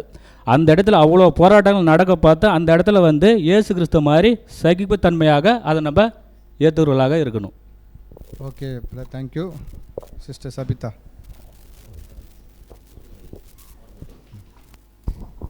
பிரதர், இந்த விஷயம் அதிகமாக எக்லிஷியாவில் நடக்கிறது பார்க்கலாம். எவ்வித ஒழுங்கின்மை ஆனாலும் எக்லிஷியாவில் வந்து 9 மணிக்கு ஆரம்பிக்க வேண்டிய சர்வீஸ் வந்து ஒரு சில இன்டர்நெட் கனெக்டர் இது மாதிரி கனெக்ஷன் சரியாக வராதனால பிரதர்ஸ் வந்து கஷ்டப்பட்டு அங்கே கனெக்ட் பண்ணிகிட்டு இருப்பாங்க. ஆனால் வந்து லேட் ஆகிட்டே இருக்கும். அது ஈவினிங் டைம்லேயா இருக்கும், இல்லை இந்த டைம்லேயா இருக்கணும். ஆனால் அதில் ஒரு சில பிரதர்ஸ்க்கு என்ன வந்துடும்னா, இவ்வளோ இதை கூட ஒழுங்காக சரியாக பண்ண முடியாது அவங்களால அப்படின்ற அந்த கோபம், அந்த பொறுமை இருக்காது அவங்க நமக்குள்ளே. என்ன பண்ணிவிடுவோம், பொங்கி எழுந்துருவோம். இது வரைக்கும் லைவே வரல, வெயிட் பண்ணுறவங்களும் என்ன தான் பண்ணுறாங்க, அவங்க கரெக்டாக எக்லிஷியா போகிறாங்களா இல்லையா, இது மாதிரி. அப்போது இது வந்து பார்க்க வேண்டியது அவங்களோட விஷயந்தான், உண்மை தான். ஆனால் நம்மளோட மனநிலைமை அந்த இடத்துல எப்படியா காணப்படுது, அதை நம்ம எப்படி பொறுமையோடு அன்போடு பார்க்குறோம். சகோதரர்கள் இன்னும் அதை கஷ்டப்பட்டு கனெக்ட் பண்ணிகிட்டு இருக்காங்களே அப்படின்ற ஒரு இதோடு பார்க்கணும். அதே போல் சீரற்ற நிலை, ஒரு சில சகோதரர்கள் வந்து ப்ராப்பராக இருக்க மாட்டாங்க தான், சத்தியத்தில் ஓட மாட்டாங்க, ஒரு சிலதை மிஸ் பண்ணுவாங்க. அந்த டைமில் கூட நம்ம என்ன பண்ணணும்னா, இவ்வளோ சத்தியம் படிக்கிறாங்க, இதை கூட புரிஞ்சிக்க முடியல, இவ்வளோ சத்தியம் பேசுகிறாங்க, இதை கூட செய்யலை, இதை கூட தெரியல, அவங்களுக்குள்ள அவங்க மேலே ஒரு கசப்புணர்வு வந்துடும். அவங்க மேலே என்ன பண்ணிவிடுவோன்னா, ஒரு ஒரு பொறுமையற்ற நிலைமையை வந்து நம்ம இருதயத்துக்குள்ளே நாமளே உருவாக்கிப்போம். அதே போல் நீங்கள் சொன்ன மாதிரி லேட்டாக வர்றது, அதுக்கு அடுத்தது அந்த விரயம். நிறைய பேர் காலத்தை நிறைய என்ன பண்ணுவாங்க, டைமை வேஸ்ட் பண்ணுவாங்க. அதை நம்ம முகமுகமாகவே பார்ப்போம். அதான் அவங்க சொல்லியிருக்காங்க, முகமுகமாக எதிர்கொள்ளும்போது நிறைய டைமை வேஸ்ட் பண்ணுவாங்க, ஃபோனில் நோண்டிகிட்டு இருப்பாங்க, இல்லை சும்மாவே வீட்டில் உட்காந்துருப்பாங்க. இதெல்லாம் நம்ம நேராக பார்ப்போம். அந்த டைமில் நீங்கள் என்ன யோசிக்கணும், பொறுமையோடு அமைதியாக இருக்கிறீங்களா, இல்லை இந்த சகோதரன் ஏன் இவ்வளோ டைமை வேஸ்ட் பண்ணுறாரு, நிறைய சப்ஜெக்ட் கேட்கலாமே, நிறைய இது பண்ணலாமே, அப்படி யோசிக்காமல். அதே போல் தாளந்து, நிறைய பணம் கொடுத்துருப்பாங்க அவங்களுக்கு தேவன், இல்லை நிறைய வேறு ஏதாவது நிறைய தாளந்துகள் கொடுத்துருப்பாங்க. அது எல்லாத்தையும் என்ன பண்ணுறது, வீணாக அவங்களோட பூமிக்குரிய விஷயத்துக்காகவே நிறைய செலவு பண்ணிகிட்டு இருப்பாங்க. இதை நம்ம பார்க்கும்போது நெக்ஸ்ட்டு அறிவீனமாக நடந்து கொள்வாங்க. ஒரு சில விஷயங்கள் இப்படி தான் பேசணும்னு இருக்கும் சகோதர சகோதரிட்ட, ஆனால் அவங்களுக்கு அது மாதிரி பேச தெரியாது. அவங்களுக்கு இந்த அறிவு கூட, இந்த மெச்சூரிட்டி கூட இல்லை, ஒரு அறிவீனமாக நடந்துக்கிறாங்களே, இப்படி தான் எக்லிஷாவுக்கு ஒழுக்கமாக வரணும்னு இருக்கும். அதை அவங்கக்கிட்ட காணப்பட முடியாது அந்த டைமில். அதுக்கு அடுத்தது ஆடம்பரம். சில பேருக்கு தேவன் வந்து நிறைய செல்வம் கொடுத்துருப்பாங்க, அதை ஆடம்பரமாக செலவு பண்ணுறவங்களும் இருப்பாங்க. அதை ட்ரெஸ்ஸிங் சென்ஸ்லேயா இருக்கட்டும், அவங்க எடுத்துகிட்டு வர காஸ்ட்லி திங்ஸ்லேயா இருக்கட்டும், அவங்க யூஸ் பண்ணுற ஒவ்வொரு பொருள்லேயும் அந்த ஆடம்பரம் தெரியும். ஆனால் நாம் பார்க்குற நாம் என்ன யோசிக்கக்கூடாதுன்னா, இந்த காசை எடுத்துகிட்டு வந்து எக்லிஷாவுக்கு செலவு பண்ணலாமே, ஊழியத்துக்காக கொடுக்கலாமே, எவ்வளோ ஆடம்பரமாக செலவு பண்ணுறாங்க அவங்களுக்காக, இந்த தாட்லாம் நமக்கு வரக்கூடாது. இந்த தாட்ஸை தான் ஒரு புது சிருஷ்டி என்ன பண்ணணும்னா மேற்கொள்ளணும். அதை பொறுமையோடு சகிக்கணும், அன்போடு பார்க்கணும். ஒருவேளை தேவன் உங்களுக்கு உணர்த்தினா தனிப்பட்ட விதத்தில் அன்பாக போயிட்டு என்ன பண்ணுங்கன்னா, இது மாதிரி சிஸ்டர், இது மாதிரி எனக்கு தோணுச்சு சொல்லணும்னு நினைக்கிறேன் அப்படின்னு வந்து, அது ஒருவேளை தோணுச்சுன்னா, பட் அது கூட அந்நிய காரியத்தில் தலையிடுறதா ஆகிடும். பட் தோணுச்சுன்னா நம்ம அது மாதிரி சொல்லலாம் அப்படின்னு சொல்லிட்டு நான் ஷேர் பண்ணிக்கிறேன். Okay, thank you sister. ஸோ அப்போ சுயத்தை ஜெயம் கொள்ளுதல் நம்ம எத்தனை பாயிண்ட் பார்த்துட்ருக்கோம்? 4th point. அப்படின்னா இந்த மாதிரி சுச்சுவேஷனெல்லாம் மற்றவங்களுக்கு நடக்கும். இந்த பாடம் யாருக்கு, யார் பார்க்குறாங்களோ, அந்த மாதிரி விஷயங்கள்லாம் பார்க்குறாங்களோ அவங்க தான் லெசன். நடக்கிறவங்கள விட்டுருங்க, அதை பற்றி கொண்டு வரவே இல்லை. இந்த மாதிரி நீங்கள் பார்க்குறீங்கன்னா உங்களுக்குள்ளே பொறுமை இழந்து போயிடாதீங்க. அப்படி நடக்கும் தான். அதை மாற்ற முடியாது. ஒரு சகுனம் ஒரு மாதிரியாக இருக்கலாம், ஒருத்தர் லேட்டாக வரலாம், ஒருத்தர் ஆடம்பரமாக இருக்கலாம், ஒருத்தர் அறிவில்லாமல் பேசலாம், ஒருத்தர் என்ன பண்ணலாம் தேவையில்லாமல் டைம் வேஸ்ட் பண்ணலாம். இதெல்லாம் நீங்கள் பார்த்துட்ருக்கீங்கன்னா நீங்கள் என்ன பண்ணலாம்? ஏன் அப்படி பண்ணுறாங்க அப்படின்னு நம்ம என்ன பண்ண தேவையில்ல, பொங்கி எழியாமல் பொறுமையோடு என்ன பண்ணுங்கள், அது சகித்துக்கொள்ளும். பார்க்குறீங்களா? ஓகே, வேறு என்ன பண்ண, தனிப்பட்ட முறையில் போயிட்டு மிகப்பெரிய அத்தாரிட்டி நமக்கு கொடுக்கப்பட்டிருக்கு. என்னது? தனிப்பட்ட முறையில் போயிட்டு அவங்களுக்காக ப்ரே பண்ணலாம், முடிஞ்சு போச்சு. மற்றபடி அதை பார்த்து பண்ணுறதுனால நம்மளுடைய சுயம் வெளிப்படுது. அப்போ என்ன நம்ம சொல்ல வர்றது இல்லை, நான் கரெக்டாக இருக்கிறேன், நான் டைமுக்கு போயிடுறேன், நான் டைம் சரியாக ஃபாலோ பண்ணுறேன், ஆடம்பரம்லாம் பண்ணுறதில்ல, தெளிவாக பேசுகிறேன், எல்லாம் எனக்கு அப்புறம் சுயம் நான் பண்ணுறேன், நீங்கள் பண்ணலையாம். பாயிண்ட் புரியுதுங்களா? அந்த மாதிரி பார்க்கும் பட்சத்தில் நீங்கள் என்ன பண்ணுங்கள், நீங்கள் முதல்ல பொறுமையாக இருந்து அது சகிக்கக்கூட மனப்பானம் இருக்குதுன்னா நீங்கள் ஜெயிச்சிட்டிங்கன்னு அர்த்தம். ஒருவேளை நீங்கள் சகிக்கல, பொறுமை இழந்துட்டிங்கன்னா சுயம் உங்கள்கிட்ட அதிகமாக இருக்குதுன்னு அர்த்தம். நீங்கள் ஜெயிக்க ஆரம்பிக்கல தான் புரிஞ்சிக்க முடியுது. நெக்ஸ்ட்டு பாயிண்ட் படிக்கலாம்.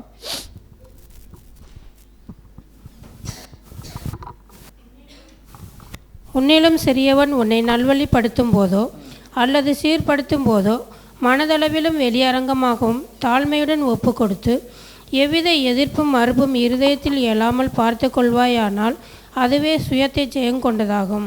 ஸோ அடுத்து ஒரு அப்படியே அப்டேட் ஆகிட்டே இருக்கு பாருங்கள். உன்னிலும் சிறியவன், தன்னை காட்டிலும் சிறியவன், வயதில் இருக்கட்டும் ஸ்பிரிச்சுவலாக இருக்கட்டும், ஓகேங்களா? சிறியவன் நல்வழி நடத்துகிறார். அவர் நல்வழி படுத்தும் போதோ அல்லது சீர்படுத்தும் போதோ மைண்ட் அளவில் என்ன பண்ணக்கூடாது, மனதளவிலும் வெளியரங்கமாகவும் தாழ்மையுடன் ஒப்பு கொடுத்து, ரொம்ப அருமையான பதில், ஒப்பு கொடுத்துட்டு அடுத்து எந்த ஒரு விதமான எதிர்ப்பும் இல்லாமல் மறுப்பு இல்லாமல் மனப்பூர்வமாக ஓகே பிரதர் அப்படின்னு சொல்லிட்டோம்னா அந்த புது சிருஷ்டி எப்பேற்பட்ட புது சிருஷ்டி தெரியுது, மெச்சூரிட்டியாக ஆயிருக்கு என்பதை அது அடையாளப்படுத்துது. ஏன்னா வீட்டில் பெரியவங்க சொல்லியே நம்ம கேட்க மாட்டோம். கரெக்டாக? அப்பா அம்மா நம்ம பெரியவங்க தானே, அது பண்ணாதுன்னு சொல்லும் போது காது குத்து கேட்க மாட்டோம், மீறி பண்ணுவோம். அப்படி இருக்கும் பட்சத்தில் அப்படியே மாற்றியறா பாருங்க. ஒரு சிறியவன் பெரியவரை பார்த்து பிறகு நீங்கள் பண்ணுற தப்புன்னு காமிக்கும் பட்சத்தில் அந்த பெரிய சகோதரர் எப்படி பிஹேவ் பண்ணணும்னு சொல்லப்பட்டு பார்த்துட்டோம். இப்போ ப்ராக்டிக்கல் கேள்வி, அப்படி சொல்லும்போது நம்ம எப்படி பிஹேவ் பண்ணுவோம்? மைண்ட் செட்லேயோ வெளியாருங்க 2 பாயிண்ட் இருக்குது, ஏதோ ஒன்று ஷேர் பண்ணுங்கள். போட்டி போட்டு கை தூக்குறீங்க அவ்வளோ. சரி, இது வரைக்கும் பேசாமல் இருக்க சகோதரி வாய்ப்பு கொடுப்போம். ஜெயராணி சிஸ்டர், அதுக்கப்புறம் நீங்கள் பகிர்ந்து கொள்ளலாம். இப்போ உன்னிலும் சிறியவன் உன்னை நல்வழிப்படுத்தும் போது அப்படின்னாக்கா, இப்போ நம்ம ஏதோ ஒரு தவறிடுறோம். அப்படி இருக்கும்போது நம்ம என்ன செய்யணும் அப்படின்னாக்கா, அப்போ நம்மளுக்கு ஒரு சின்ன பிள்ளை ஆலோசனை சொல்லுது. அப்போ ஆலோசனை சொல்லும்போது என்ன ஆகும் அப்படின்னாக்கா, நம்ம என்ன நினைக்கக்கூடாது அப்படின்னாக்கா, நம்ம இத்தனை வருஷமாக இங்கே இருக்கிறோம், இப்போ நம்மளுக்கு ஒரு ஆலோசனை சொல்லி நம்மளை இந்த மாதிரிக்கு ஆலோசனை சொல்கிறாப்புல அப்படின்ற மாதிரி நம்ம நினைக்க தோணும். அப்படி நம்ம நினைக்காம அந்த பிள்ளை சொல்கிறது என்ன சொல்ல வரா, தேவனுடைய வார்த்தைகளை தான் நம்மளுக்கு சொல்கிறா அப்படின்னு சொல்லிட்டு அதை ஏற்றுக்கொள்ளக்கூடிய அந்த மனப்பக்குவம் நம்மளுக்கு வரணும். அப்படி அந்த மனப்பக்குவம் நம்மளுக்கு வந்துருச்சு அப்படின்னாக்கா உண்மையிலே நம்ம என்ன செய்ய முடியும் அப்படின்னாக்கா அந்த சுயத்தை ஜெயங்கொள்ளக்கூடிய காரியமாக நம்மளுக்கு வந்துடும். Thank you sister. வேறு கை தூக்குனீங்க? இத்தனை பேர் ஒரே டைமில் பேச முடியாது. ஆலி சிஸ்டர் அவங்க பேசல, வாய்ப்பு தரலாம். Okay, next Sushma. தேவனுடைய பிள்ளைகள் சுயத்தை ஜெயம் கொள்றவங்களாக இருக்கணும். ஆனால் எப்படி இருக்கக்கூடாதுன்னா, இவங்க நமக்கு இப்படி சொல்கிறாங்களா, நம்ம விட சின்னவங்க நமக்கு சொல்கிற அளவுக்கு நம்ம ஒரு தாழ்மை மனப்பான்மைக்குள்ளே நம்ம போயிடக்கூடாது. அப்போது ஏன்னா தேவன் அதை அனுமதிக்கிறாங்க. அப்போ ஆவிக்குரிய விஷயத்தில் ஒரு புது சிருஷ்டி யோசிக்கணும். அப்போ எப்படி யோசிக்கலான்னா, ஒரு பெருந்தன்மையான மனசோடு யோசிக்கணும். அப்போது என்ன யோசிக்கலான்னா, அவங்களுக்கு அந்த அனுபவம் முன்னாடியே கொடுத்துருப்பாங்க, நமக்கு லேட்டாக வரும். அப்போ அந்த அனுபவத்தினால ஒரு சின்ன நமக்கு கீழே உள்ளவங்க சொன்னாலும் அந்த அனுபவத்தில் அவங்க எக்ஸ்பீரியன்ஸாக இருந்ததுனால தான் நமக்கு சொல்லுவாங்க. அதை நம்ம கற்றுக்கணுங்கிற ஒரு பெருந்தன்மையான எண்ணத்தோடு நம்ம அதை கற்றுக்கணும். அதுதான் தேவனுடைய பிள்ளைங்களுக்கு அந்த சுயத்தை ஜெயம் கொள்றதுக்கான அடையாளம்.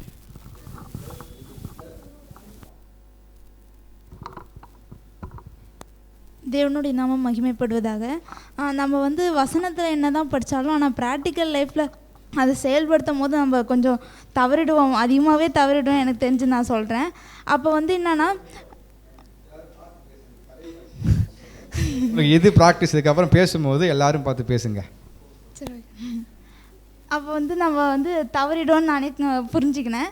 அப்போ என்னன்னு பார்த்தா இப்போ வந்து ப்ராக்டிக்கலாக சொல்லணும்னு பார்த்தா என்ன தான் நம்ம படிச்சிருந்தாலும் இப்போ வந்து ஏதோ நம்ம தவறு செய்யும் போது ஒரு சின்னவங்க நம்மளை திருத்தும் போது நீ சொல்கிறியா, நீ அவ்வளோ பெரிய ஆளாயிட்டியான்னு சொல்லிட்டு கேட்குற அளவுக்கு அந்த நேரத்தில் நம்மளுக்கு கோவம் தான் வரும். ஆனால் அந்த இடத்துல அந்த சின்ன பிள்ளை என்ன சொல்லுது, அதுக்கிட்ட என்ன கருத்து தேவன் நம்மளுக்கு வெளிப்படுத்துகிறாருன்னு சொல்லிட்டு நம்ம புரிஞ்சிக்க மாட்டோம். அந்த நேரத்தில் நம்ம வந்து டக்குன்னு நம்ம கோவத்தை வெளிப்படுத்துகிறோம். நீ சொன்னால் அது கரெக்டாக இருக்குமான்னு சொல்லிட்டு இப்போ வீட்டிலே இருந்தால் கூட ஏதாவது ஒரு காரியம் இருக்கும்போது நம்ம சொல்லும் போது அது சரின்னு புரிஞ்சிக்கிற மனநிலை சில பேர் இருக்கும், சில பேருக்கு இருக்காது. அப்படி கேட்கும்போது நீ சொன்னால் அது கரெக்டாக நடந்துருமான்னு சொல்லிட்டு நம்மளே எகுத்துக்க. சரி, அந்த நேரத்தில் நாம் என்ன பண்ணோம், அமைதியாக இருந்துருவோம். அப்போ நாம் என்ன பண்ணோம், தேவன் அவங்களுக்கு உணர்த்துருவார். நாம் அதுமாரி அந்த குணம் நம்ம காட்டக்கூடாது. எனக்கு புரிஞ்சுக்கினேன். இதுக்கு வந்து ஒரு எக்ஸாம்பிள் எனக்கு தெரிஞ்சதான் என்ன எக்ஸாம்பிள் சொல்லலாம் பார்த்தா, அந்த நாகமான் வந்து இது அவர் தொழுநோயெலாம் இருக்கும் போது அந்த வீட்டில் இருக்க வேலை செய்கிற அந்த சின்ன பெண் அவருக்கு வந்து ஒரு ஆலோசனை சொல்லும். அந்த ஆலோசனை சொல்லும் போது அவர் வந்து நான் போய் நீ சொல்கிறது, நீ என்னை வேலை செய்கிற பொண்ணு, நீ சொல்கிறது நான் கேட்கணுமான்னு சொல்லிட்டு அவருக்கு தோணலாம். ஆனால் அவர் அப்படி இல்லாமல் அவர் அந்த ஆலோசனைக்கு கீழ்ப்படிஞ்சு அந்த ஆலோசனை, அந்த சின்ன பொண்ணு சொன்ன ஆலோசனையை கர்த்தருடைய தீர்க்கதரிசியை போய் பாருங்கன்னு சொன்னோன்னே அதுக்கு போய் அவர் கீழ்ப்படிஞ்சு போய் பார்த்தார். எனக்கு புரிஞ்சது. அப்போ இதுலேருந்து நம்ம என்ன கற்றுக்கணும் பார்த்தா, சின்னவங்களை நம்ம நல்வழிப்படுத்தும் போதும் அதில் தேவனே நம்ம கூட பேசுகிறாங்கன்னு சொல்லிட்டு புரிஞ்சுக்கின்னு அதுலேருந்து நம்ம ஒரு பாடத்தை எடுத்துக்கணும். எனக்கு தேங்க்யூ சிஸ்டர். இந்த சின்ன பொண்ணு அவ்வளோ அழகாக ஷேர் பண்ணியிருக்கு பாருங்கள். ஸோ ரொம்ப அருமையான பதில், நல்லா புரிஞ்சுட்டு இருக்கீங்க. வேறு யாராவது ஷேர் பண்ணுறீங்களா? இங்கே பாருங்கள், அவங்க வந்து சிறியவன் வந்து நல்வழிப்படுத்துகிறாங்க, தவறாக கைட் பண்ணல. ஆனால் பெரியவங்க யாரோ இருக்கிறாங்க, அவங்க ஏதோ மிஸ்டேக் பண்ணிட்டாங்க வச்சுக்கோங்களேன். அதை பார்த்து ஒரு சகோதரன் சின்னவராக இருக்கலாம், அவர் போயிட்டு பிரதர் இதுமாரி பண்ணிட்டீங்க அப்படின்னு சொல்லும் பொழுது மனதளவில் ஒரு பாயிண்ட் இருக்குது, வெளியரங்கமாக இருக்குது. அப்படி சொல்லும் பொழுது அங்கே பாருங்கள், தாழ்மையுடன் பிரதர் சொல்லிட்டார், அவர் பெரியவரோ சிறியவரோ சத்தியத்துக்கு உட்பட சகோதரர் சொல்லிட்டாரு. அது தாழ்மையாக என்ன பண்ணுங்க, ஒப்பு கொடுத்து எந்த விதமான ஆப்போசிஷனும் கூடாது. அப்படி இல்லாமல் நம்முடைய மன ரீதியாக அது சரியாக தக்க வச்சிட்டோம்னா என்ன பண்ணிட்டோமாங்க, சுயத்தை ஜெயம் கொண்டுட்டோன்றது பாடம் புரியுது. பட் ப்ராக்டிக்கலாக பேசும்போது அந்த சுச்சுவேஷனில் அந்த சுயம்ன்றது தலை தூக்கி நிற்கும். உண்மை தானே? சகோதரர் சொன்ன மாதிரி ஒரு சின்ன பையன் எப்படி என்ன சொல்லலாம், இத்தனை வருஷமாக இருக்கட்டும், நீங்கள் மிஸ்டேக் பண்ணதுனால தான் பாயிண்ட் உங்களுக்கு வருது. அப்போ நம்ம எப்படி யோசிக்கணும்னு பார்த்தோன்னா, நம்ம தவறு பண்ணிட்டோம், ஏதோ குறைபாடு இருக்கிறதுனால தான் அந்த சகோதரன் மூலயமா தேவன் எனக்கு கைட் பண்ணுறாங்கன்ற அந்த விஷயம் உள்ளே போனால் தான் தாழ்மையே பிறக்கும். அப்படி இல்லைன்னா தாழ்மை வருமா? வாய்ப்பு இருக்கா? வாய்ப்பே இல்லை. அப்போ தாழ்மை உள்ளே வந்துச்சு. ஒருவேளை சகோதரி சொல்கிறாங்க, யாரோ இப்படி எடுத்துக்கலாம் ப்ராக்டிக்கலாக, பிரதர் இருக்கிறார் வயதில் பெரியவர், ஓகேங்களா, ஒரு சகோதரனோ இல்லை ஒரு சகோதரியோ பிரதர்கிட்ட ஒரு சஜஷன் பண்ணுறாங்க, சம் இஷ்யூ எனிதிங் எல்ஸ் வச்சுக்கோங்க. இப்போ சகோதரி அப்படி ஃபீல் பண்ணக்கூடாது. அவங்க என்ன சொல்கிறது, நானாக கேட்குறது அப்படி எடுத்துட்டாருன்னா அவருக்குள்ளே என்ன இருக்குது, சுயம் இருக்குது, எந்த மாற்று கருத்து இல்லை. ஒருவேளை அவங்க சொல்கிறத காது கொடுத்து செவி சாய்ச்சி கேட்டுட்டு ஓகேம்மா அப்படிங்களா பண்ணுறேன் அப்படி சொல்லிட்டாருன்னு ஆச்சோ, தாழ்த்திட்டாரு தன்னை, அந்த பாயிண்ட்டுக்கு முக்கியத்துவம் கொடுக்குறாரு, அதை உள்ளே அக்செப்ட் பண்ணுறாரு. அப்படி ஒரு பக்கம். இன்னொரு கேள்வி கேட்குறேன், ஒருவேளை சொல்கிறக்கூடியவங்கள பாயிண்ட்டை மன ரீதியாக அக்செப்ட் பண்ணிட்டாரு, ஆனால் வெளியரங்கமாக அது காமிக்கவே இல்லை. இப்போ எப்படி இருக்கும்? அவருக்கு மட்டும் தெரியும் மைண்டில், ஓகே நம்ம தப்புன்ட்டு சொல்கிறாங்க ஓகேன்ட்டு, ஆனால் வெளியேறமா அது நிரூபிக்கவே இல்லை, அது காமிக்கவே இல்லை. இந்த மனப்பான் சரியா, ஜெயிச்சிட்டோமா? இல்லை. அது எப்படி புரிஞ்சுக்கிறது? புரியல. ஒரு பாயிண்ட் கைத்து, நீ பாயிண்ட்டு சொல்லுங்க புரியல எனக்கு. Okay sister Sivasakthi. இப்போ சண்டே கிளாஸ் பசங்க இருக்குது, அவங்களோட சின்னவங்க யாரும் இருக்க முடியாது. ஆனால் பேரண்ட்ஸ்கிட்ட போயிட்டு ஒரு விஷயம் பேசும்போது அவங்களே தவறாக சொல்லுவாங்க. ஆனால் சண்டே கிளாஸ் பசங்க வந்து ஷார்ப்பாக பிடிச்சிட்டு போய் சொல்லுவோம், அப்பா இது இல்லைப்பா இதுன்னு. அப்போ வந்து அவங்க சந்தோஷப்படுவாங்க, ஏன்னா பேரண்ட்ஸுங்க பிள்ளைங்க சந்தோஷப்படுவாங்க. அதே பிள்ளைங்க வந்து நம்மகிட்ட ஆண்டி நீங்கள் சொன்னது தப்பு, இந்த வசனம் தான் இங்கே வருது அப்படின்னு எங்களுக்கு சண்டே கிளாஸ் சொல்லிக்கணும். அப்போ நம்ம என்ன செய்வோன்னா வெளிங்கரமாக சிரிச்சிருவோம், அப்படி சிரிப்போம். ஆனால் மனதளவில் இருக்கு பாரு, இந்த சின்ன வந்து புள்ள வந்து இது வந்து நம்மளுக்கு பாடம் எடுக்குது, நம்மளுக்கு என்ன தெரியாத விஷயங்களா அப்படின்னு அனுபவம் வந்து அப்படி நம்ம மனசளவில் நம்ம நினைப்போம், வெளிங்கரமாக மட்டும் சிரிப்போம். அப்போ தேவன் பார்ப்பார். அப்போ யாரை பார்ப்பார்? இப்போ ஏலி சாமுவேல் கூட வச்சுக்கலாம். ஏலியும் சாமுவேல் தான். அப்போ ஏலி வந்து வயசில் ரொம்ப அனுபவம், அவர் அங்கேயே வந்து இருக்கார். ஆனால் சாமுவேல் போயிட்டு தேவன் யார்கிட்ட பேசுகிறாரு? சாமுவேல்கிட்ட தான் பேசுகிறாரு. அப்போ என்னை பற்றி என்ன சொன்னாருன்னு சொல்லணும் போது இந்த ஏலி சாமுவேல் வந்து தயங்குறாரு. ஆனாலும் தேவன் யாரை கொண்டு நம்மளை நடத்தினாலும் அந்த இடத்துல வந்து நம்ம சுயத்தை வந்து ஜெயங்கொள்றதுன்னா கண்டிப்பாக மனதளவுலையும் வெளிங்கரமாக சரி ஏற்றுக்கணும். அதை ஏற்றுனா மட்டும்தான் அந்த சுயத்தை வந்து வெளியில் வர முடியும் அப்படின்றது. தேங்க்யூ சிஸ்டர், அருமையான ஒரு பதில். பாருங்கள், சண்டே கிளாஸ் பசங்க உதாரணம் அழகாக இருக்குது. அவங்க பசங்க அம்மாட்ட பேசும்போது நம்ம லைக் பண்ணுறோம், புள்ள தெளிவாக பேசுதுன்று. அதே புள்ள மற்றவங்கள்ட்ட பேசும்போது அக்செப்ட் பண்ண முடியல. ஏன் தெரியுங்களா? நம்ம புள்ள இல்லைல்ல. அப்போ அந்த பாயிண்ட்டை தூக்கி போட்டாலே தெரியும், இங்கே இருக்கக்கூடிய ஒவ்வொரு குழந்தைகளுமே நம்முடைய பிள்ளையாக பாவிக்கணும். கிறிஸ்துக்குள்ளே புது சிஸ்டனுடைய பசங்க அவங்க அப்படி தான் பார்க்கணும். என் பிள்ளை மட்டும் பார்த்துட்டுனா சுயம், நம்ம பிள்ளைங்கன்னு பார்க்கணும். அப்படின்னா அந்த விஷயத்தை அக்செப்ட் பண்ணுறோம். ஒருவேளை சக்கரை சொன்ன மாதிரி மைண்டில் என்ன பண்ணுவோம், அக்செப்ட் பண்ணிப்போம். அப்படியா?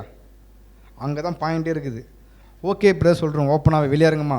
ஆனால் மனசுக்குள்ளே வண்டியில் போயிட்டு வரைக்கும் இப்படி பேசிட்டாப்பில்ல, இப்படி சொல்லிட்டாப்பில்ல அப்படின்றத குற்றப்படுத்தாங்கன்ட்டு சீர்திருத்த யோசிப்புமா, அவங்க சொன்ன பாயிண்ட் இவங்கெல்லாம் சொல்கிறாங்க யோசிப்புமா, தவற உணர்வுமா, இல்லை அதை வேறு மாதிரி எடுத்துப்போம், நம்ம எதிர்ப்பு தெரிவிக்கிற மாதிரி பிஹேவ் பண்ணுவோம். மைண்ட் அளவில் எதிர்ப்பு தான் வரும். ஏன்னா அக்செப்ட் பண்ண முடியல. ஏன் பார்த்தோம்னா சுயம் இருக்குது. வெறும் சிம்பிள். சுயம் எடுத்துட்டீங்கனாக்கா அவர் சொன்னது கரெக்டு தான், இல்லை இப்போ நம்ம பண்ணிருக்கூடாதுன்றதை நீங்கள் ஓப்பனாக சொல்லிட்டுருப்பீங்க.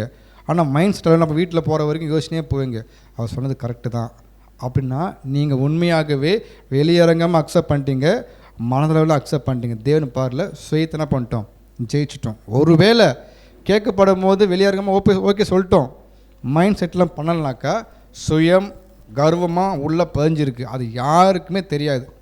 அப்படி தான் கண்டுபிடிக்க முடியுது. ஒருவேளை இருதயத்தில் எழாமல் பார்த்து கொள்வாயானால், இது மிகப்பெரிய பாயிண்ட்டு. எழும் என்பது 100% உண்மை. அப்படி எழும் பட்சத்தில் நம்ம அதை தடுத்து நிறுத்துவதற்கு பயன்படுத்துகிறோம் அப்படின்னா ஜெயிப்பதற்கான வழி ஓப்பன் ஆகுதுன்றதை புரிஞ்சிக்க முடியுது. ஓகேங்களா? இதுதான் சுயத்தை ஜெயங்கொள்ளுன்னு பார்க்குறோம். நம்ம நெக்ஸ்ட் பாயிண்ட் போயிடலாம். எத்தனை பாயிண்ட்? 6ஆ? ஓகே, சீக்கிரம் முடிச்சலாம்னு ஒரு 10 நிமிஷம் தான். உன் தேவைகள் மிகுந்திருக்க சந்தர்ப்ப சூழ்நிலையில் உன் சகோதரன் தழைத்தெழுவதை கவனித்து அவனுடைய தேவைகளை நிறைவேற்றி உண்மையில் அவனோடு ஆவியில் மகிழ்ந்து பொறாமை கொள்ளாமலோ அல்லது தேவனிடம் கேள்வி கேளாமலோ இருக்க கூடுமானால் அதுவே சுயத்தை ஜெயம் கொண்டதாகும். பாருங்கள், அடுத்த பாயிண்ட் ரொம்ப படிச்சிருப்போம். இந்த பாயிண்ட்டுக்கு அப்படியே நீங்கள் பதில் சொல்லலாம். இதான் இந்த கருத்து இதுக்கு அப்படின்றது நீங்கள் சொல்லலாம். ஏன்னா கேள்வி கேட்ட டைம் ஆகும். அதெல்லாம் என்ன பண்ணுறோம், ஓப்பன் ஸ்டேட்மெண்ட்டாக. 6வது பாயிண்ட் சுயத்தை ஜெயங்கொள்ளுதல். தனம் அக்கா நீங்கள் சொல்லுங்கள்.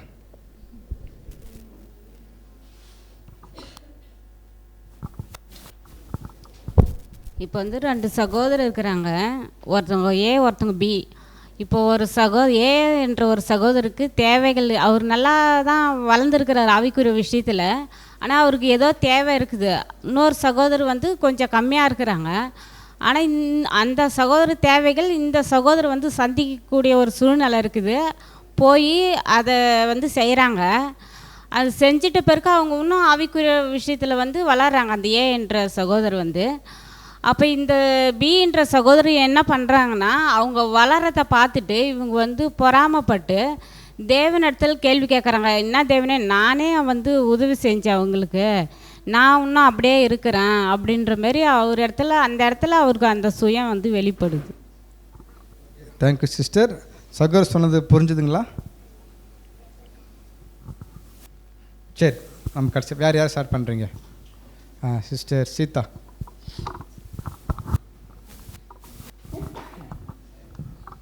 பிரதர், இது நான் படிக்கும் பொழுது எனக்கு பைபிளில் தான் ஒரு கேரக்டர் ஞாபகம் வந்தது. யாருன்னு பார்த்தீங்கன்னா, செகண்ட் சொல்லுங்கள். ஃபர்ஸ்ட் நம்ம ப்ராக்டிக்கலாக சொல்லிவிட்டு 2வது நீங்கள் வசனத்தை ஆட் பண்ணுங்கள், அது நல்லாயிருக்கும். அதுக்காக தான் நீங்கள் முடிச்சு சொல்லுங்க, நல்லாயிருக்கும். ப்ராக்டிக்கலாக சொல்லணும்னு பார்த்தீங்கன்னா ஆக்சுவலாக இதை சொன்னால் தான் எனக்கு ப்ராக்டிக்கல். சரி, ஓகே, அப்போ ஃபஸ்ட்டு சொல்லிட்டு சொல்லுங்கள். Okay, no problem. என்ன கதாபாத்திரம்னு பார்த்தீங்கன்னா யோனத்தானுங்க பிரதர். இப்போ யோனத்தானை பார்த்தீங்கன்னா சவுலுக்கு அடுத்த ஒரு ஸ்டேஜில் வந்து ராஜாவாக வரப்போகிறது யோனத்தான் தான். அவருக்கு அந்த தேவைகள் எல்லாமே இருந்தது. பட் ஆனால் பார்த்தீங்கன்னா தேவன் வந்து தாவீதை வந்து அபிஷேகம் பண்ணி கொண்டு வந்தது அவர் தெரிஞ்சுக்கிட்டு என்ன பண்ணுறாருன்னா, அவருடைய சகோதரன் வளர்ந்து வராருன்னு சொல்லிட்டு அவர் மேலே ஒரு உயிரான ஒரு சிநேகத்தை வச்சு அவருக்கு வழி விட்டுடுறாரு. வழி விட்டுட்டு அவருடைய ஆவியில் வந்து இவர் ரொம்ப ரொம்ப எப்படி மகிழ்ந்து அவங்க கூட வந்து அந்யோன்யமாயிடுறாங்க. அந்யோன்யமாக ஆயிட்டு எல்லா விஷயத்திலும் கொஞ்சம் கூட பொறாமைன்றதே இல்லாமல் அவருக்காகவே தன்னுடைய அவருடைய உயிரை இவரை உயிரை கொடுத்து அவர் உயிரை காப்பாற்றுற அளவுக்கு வந்து யோனத்தான் வந்து அவருடைய கேரக்டரை வந்து காட்டினாங்க. பட் ஆனால் ப்ராக்டிக்கலாக பார்க்கும்பொழுது இப்போ நாம் அப்படி இருக்கணும்னு நினச்சா அங்கே வந்து ஆப்போசிட்டில் எல்லாமே இதாக தான் இருக்கும். எப்படின்னு பார்த்தீங்கன்னா, நம்ம ஒரு சகோதரர், அது உலக பிரகாரமாகவும் இருக்கட்டும், நம்மளுடைய சபையாக இருக்கட்டும், சரி நம்ம சகோதரிகள்னு சொல்லிட்டு நம்ம ஒரு விஷயத்தில் நம்ம அவங்களுக்கு ஹெல்ப் பண்ணும் பொழுது அது கண்டிப்பாக அவங்க அதை சத்தியத்தில் இல்லாமலோ இல்லை இல்லாமல் இருக்கும்போது அவங்க அதை அறிஞ்சிக்க மாட்டாங்க. அதை புரிஞ்சிக்கிற தன்மை இல்லாமல் கண்டிப்பாக பின்னாடி போய் தீமையான ஒரு விஷயங்கள் பேசுகிறாங்கன்னு நம்ம காதுக்கு அது வரும்பொழுது நம்ம மனசும் அது ரொம்ப கஷ்டமாக தான் இருக்கும். பட் இதை நம்ம எந்த அளவுக்கு மேற்கொள்கிறோம், ஒரு புது சிருஷ்டி வந்து அந்த அளவுக்கெல்லாம் வந்து யோசிக்கக்கூடாது. அவங்க அப்படி தான் சார், நம்ம எதுக்காக செய்கிறோம், தேவன் நம்மளை கொண்டு வந்திருக்காங்க, தேவன் தான் நம்மளை வழி நடத்துகிறாங்க, அந்த மைண்ட் செட்டில் நம்ம போயிட்டாலே எதை பற்றியுமே நம்ம கவலைப்பட மாட்டோங்க. தேங்க்யூ சிஸ்டர், அருமையான பதில். வேறு யாராவது ஒருத்தவங்க பேசுகிறீங்களா? சந்தேஷ் சிஸ்டர்.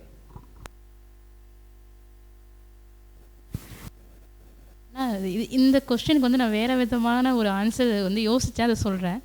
ஆக்சுவலி ஒரு அம்மா இருக்காங்கன்னா அம்மாவுக்கு வந்து ரொம்ப பசிக்குது. இப்போ சாப்பாடு வந்து கொஞ்சம் தான் இருக்குது. இப்போ குழந்தை சாப்பிட்டு போயிடுச்சு, ஆனால் குழந்தை மறுபடியும் வந்து அம்மா எனக்கு பசிக்குதுன்னு சொல்லும்போது அம்மாவுக்கும் பசியில் தான் இருக்காங்க, ரொம்ப பசியாக இருக்காங்க, அந்த சாப்பாடு தான் இருக்குது. ஆனால் இப்போ குழந்தையோ இல்லை வேறு யாரோ சம் பீப்புள் வராங்க, அவங்களுக்கும் பசிக்குதுன்னு சொல்கிறாங்க. இப்போ அந்த சாப்பாடு என்ன பண்ணுவோம்னா, தனக்கே தேவை இருக்குது, பசியில் இருக்காங்க, ஆனால் என்ன பண்ணுவோம்னா வரவங்களுக்கு கொடுப்பாங்க. அந்த தாய்மை, அந்த தாய் போன்ற மனப்பான்மை வந்து நம்ம வந்து இயேசு கிறிஸ்து வந்து தாய் மாதிரி பார்க்குறோம். ஆனால் அந்த மனப்பான்மை வந்து நமக்கு இருக்கணும். நமக்கு தேவை இருக்குதான். இன்றைக்கி வந்து எனக்கு நூலகம் இருக்குது, நான் ஒரு புக் எனக்கு வந்து அந்த புக் எடுத்து நான் படிக்கணும்னு ஆசைப்பட்றேன். இன்னொரு சகோதரி வந்து அதை எடுத்து ஆசைப்பட்றாங்க. இப்போ நான் எனக்கு வேணும், நான் வந்து இப்போ நான் சுயத்தில் இருந்தேன்னா எனக்கு அந்த புக்கு வேணும், நான் எடுத்துகிட்டு போகிறேன்னு சொல்லிட்டு எடுத்துகிட்டு போயிடலாம். ஆனால் நான் அந்த புக்கு நான் விட்டு கொடுக்கறதுனால அந்த சகோதரி வளருவாங்க அப்படின்னு நான் நினச்சி நான் சந்தோஷப்பட்டுனா அந்த புக்கு நான் விட்டு கொடுத்துட்டு வந்துடுவேன். ஸோ அந்த விட்டு கொடுக்குற மனப்பான்மையும் வேணுன்றது வந்து நான் சொல்லிக்கிறேன். ஓகே சிஸ்டர், அருமையான பதில். ஸோ வேறு யாராவது? சஞ்சய். எப்படி இருக்கணுன்றத சீதாக்கா சொல்லிட்டாங்கன்னா, எப்படி இருக்கக்கூடாதுன்றதை நான் சொல்கிறேன். இந்த காயின் ஆபேல் மாரி இருக்கக்கூடாது. 2 பேருமே சகோதரர்கள் தான். இருந்தாலும் ஆபேலோட பலியை அங்கீகரித்த உடனே காயினுக்கு ஒரே கோபம் வந்து அந்த இடத்த அவர் வந்து கொலை பண்ணுறதுக்கு போகிறாரு. அந்த மாதிரி நம்மளோட சுயம் அந்த இடத்த வெளிப்படக்கூடாது. தேவன் பலி செலுத்துறதுக்கு யாருக்குன்னா தேவனுக்காக செலுத்துகிறோம். அப்போ தேவன் அங்கீகரிக்கலைன்னா சரி ஓகே தேவன் அங்கீகரிக்கல அப்படின்ற ஒரு மைண்ட் செட்டுக்கு நம்ம வந்துடணும். அதை விட்டு அந்த இடத்துல போய் நம்ம வந்து நம்மளோட சுயத்தை வந்து வெளிப்படுத்தக்கூடாதுன்றதை நான் புரிஞ்சுக்கிறேன். Okay, thank you brothers. நம்ம அருமையான பதில் பார்த்தோம். இது லிட்டரலாகவும் எடுத்துக்கலாம், ஸ்பிரிச்சுவலாக பண்ணலாம், அதிகமாக எடுத்துக்கலாம். அப்படின்னா சத்தியத்தில் ஒரு சகோதரன் செழித்து ஊழியத்திலேயோ ஈடுபடும் போது தேவன் அவர் பயன்படுத்தும் போது நம்ம பார்க்குறோம், அதை கண்டுகொள்கிறோம். என்ன பண்ணக்கூடாது, நம்ம பார்த்தோன்னே பொறாமைப்படாமல் தேவன்ட்டு போயிட்டு எனக்கு ஏன் இது பண்ணலை, எனக்கே இவ்வளோ தேவைகள் இருக்கும் பட்சத்தில் அவர் இருக்கிறத பார்த்துட்டு பொறாமை வரும் வராதா? கட்டாயம் வரும். அந்த பொறாமை வர்றதுக்கான தூண்டுக்குள்ள பார்த்தீங்களா என்ன ஆகணும்? பொறாமையுடைய அஸ்திபாரம் வேறு என்னதுங்களா, என்னது? சுயம். அப்படி பாருங்கள், சகோதரத்துவத்தை அவர் பார்க்கல. தேவன் எதோ அவரை மாத்திரம் ஆஸ்வதிக்கிற மாதிரியும் தனக்கு ஒன்றுமே இல்லாத மாதிரி தன்னை பாவித்து கொள்வதனால வரக்கூடிய மனப்பான்மை, இந்த மனப்பான்மை என்ன பண்ணி ஆகணும்னாக்கா வேரோடு அழித்து விடுறது அவசியமாக பார்க்குறோம். நம்ம நீ வீட்டில் படிச்சிருப்பீங்க. நெக்ஸ்ட் பாயிண்ட் போயிடலாம். நீ மறக்கப்படும் போதும் உதாசீனப்படுத்தப்படும் போதும் உபயோகப்படாத நிலைக்கு உட்படுத்தப்படும் போதும் அந்த அவமானம் அல்லது உதாசீனத்தால் காயப்படாமல் கிறிஸ்துவோடு கூட பாடுபடுவதை பாக்கியமாக இருதயத்தில் எண்ணி மகிழ்வாயானால் அதுவே சுயத்தை ஜெயம் கொண்டதாகும். ஸோ 7வது பாயிண்ட்டு ரொம்ப அழகாக சொல்லப்பட்டிருக்கு. நீ மறக்கப்படும் போது, உதாசீனப்படுத்தப்படும் போது, உபயோகப்படாத நிலைக்கு உட்படுத்தும் போது அந்த அவமானம், அசிங்கம் அல்லது உதாசீனத்தால் காயப்படாமல் இது வச்சலாமா? அப்படின்னா மறக்கப்படும் இந்த பாயிண்ட் அப்படியே நீங்கள் என்ன பண்ணுங்கன்னா, யார் ஷேர் பண்ணுறீங்க இந்த மாதிரி சுச்சுவேஷன் வரும் பட்சத்தில்? Sister Lakshmi sister. தேவனுக்கு மகிமை உண்டாவதாக.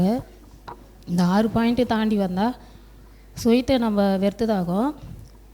கண்டிப்பாக நம்மளுக்கு ஒரு புது சிருஷ்டிக்கு ஒரு அவமானம் வரும், உதாசீனப்படுத்தப்படுவோம், அப்புறம் காயப்படுவோம். இது எல்லாமே நம்ம தாண்டி கிறிஸ்துவுக்கும் வந்திருக்குதுன்னு நம்ம நினச்சிக்கிறோம். கண்டிப்பாக கிறிஸ்துக்கும் அந்த பாடு நம்மளுக்கும் வரும். ஏன்னா நம்ம இந்த பூமியில் நம்ம தேவன் நம்மளை அழைச்சிருக்கிறாரு. கண்டிப்பாக அவமானம், உதாசீனப்படுத்துவோம். இது எல்லாமே தாண்டி நம்ம இது ஒரு பொருட்டல்ல அப்படின்னு சொல்லிட்டு நம்ம அது ஒரு பாக்கியமாக, அது ஒரு இருதயத்தில் ஒரு மகிழ்ச்சியோடு அதை நம்ம ஏற்றுக்கொள்கிறவங்களா இருக்கணும். அப்போ தான் நம்ம வந்து ஜெயங்கொள்கிறதா இருக்கும் அப்படின்னு சொல்லிட்டு புரிஞ்சுக்கணும். Okay, thank you sister. பிரதர் சைடில் ஷேர் பண்ணுறீங்களா? லூக்கா பிரதர், சீக்கிரம் டைம் இல்லை, இன்னும் 5 minutes நம்ம இதை முடிக்க போகிறோம். இதில் வந்து கிறிஸ்துவோடு கூடன்னு சொன்னதுனால நம்ம லாஸ்ட்டு அந்த மெமோரியல் பாடங்களை கேட்ட ஒரு விஷயம் என்னென்னா, இயேசு கிறிஸ்து வந்து அவருடைய கடைசி நாளில் இது எல்லாமே அவருக்கு சம்பவித்த வார்த்தைகள் எல்லாமே அவருக்கு ப்ராக்டிக்கலாகவே நடந்திருக்கு. நம்மளுமே கூட ஜெயம் கொள்றதுக்காக நமக்கு முன்மாதிரியாக இருக்கிறது இயேசு கிறிஸ்து தான். அவர் ஒரு அரிச்சுடைய பின்பற்றி தான் நம்ம வந்திருக்கிறோம். தேவன் ஒரு முன்மாதிரியாக கொடுத்துருக்கிற அவரை பின்பற்றி வந்த நமக்குமே கூட அந்த பாடுகள் கூட இருக்குது. ஆனால் அதை ப்ராக்டிக்கலாக ஒரு மனுஷன் படிப்படியாக இதில் சொல்லியிருக்க ஒவ்வொரு வார்த்தையின் பிரகாரம் அனுபவிச்சிருக்கிறாருன்றதை மெமோரியல் பாடங்களில் நம்ம கொஞ்சம் நினைவு கூர்ந்தால் நமக்கு அந்த ஞாபகம் வரும். அவரை பின்பற்ற நமக்கும் கூட அதே மாதிரியான பாடுகள் நமக்கு இருக்குன்றதை நம்ம உணரும்போது அது வார்த்தைகள் இல்லை, ரொம்ப நெகிழ்ச்சியாக இருக்குது. அந்த பாயிண்ட் மட்டும் ஷேர் பண்ணிக்கணும். தேங்க்யூ. Thank you brother. வேறு யார் ஷேர் பண்ணுறீங்க?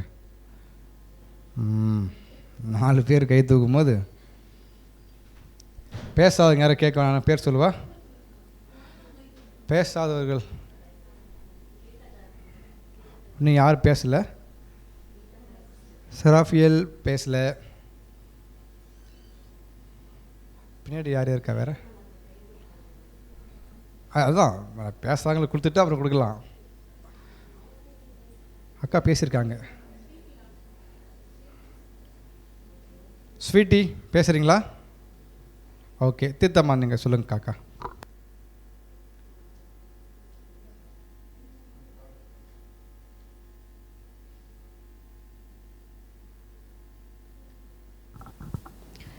ஸ்தோத்திரம். இதில் என்ன பாயிண்ட்டு பார்த்துக்கும்போது, நீ மறக்கப்படும் பொழுது ஒரு சில இடத்துல வந்து அதில் நிறையா பாயிண்ட் வந்து கரெக்ட் ஃபுல்லாக படிச்சுட்டே வந்தேன்னா ஃபஸ்ட்டு என்ன சொல்லப்பட்டிருக்குன்னா, நற்கிரியைகள், அந்த பிரயாசங்கள். ஸோ அந்த மாதிரி சமயத்தில் கூட அதை பொருட்படுத்தாமல் அந்த இடத்துல கூட நீங்கள் வந்து மறக்கப்படுற ஒரு சூழ்நிலைகள் கூட வரலாம்.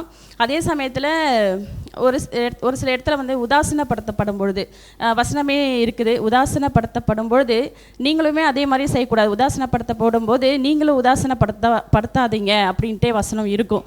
ஸோ ஒரு சில இடத்துல வந்து நம்ம உதாசீனப்படுத்தப்படும், நம்மளை கண்டுக்க கூட மாட்டாங்க, நம்மளை சோத்திரம் கூட சொல்ல மாட்டாங்கன்னு பார்த்துக்கோங்களேன்.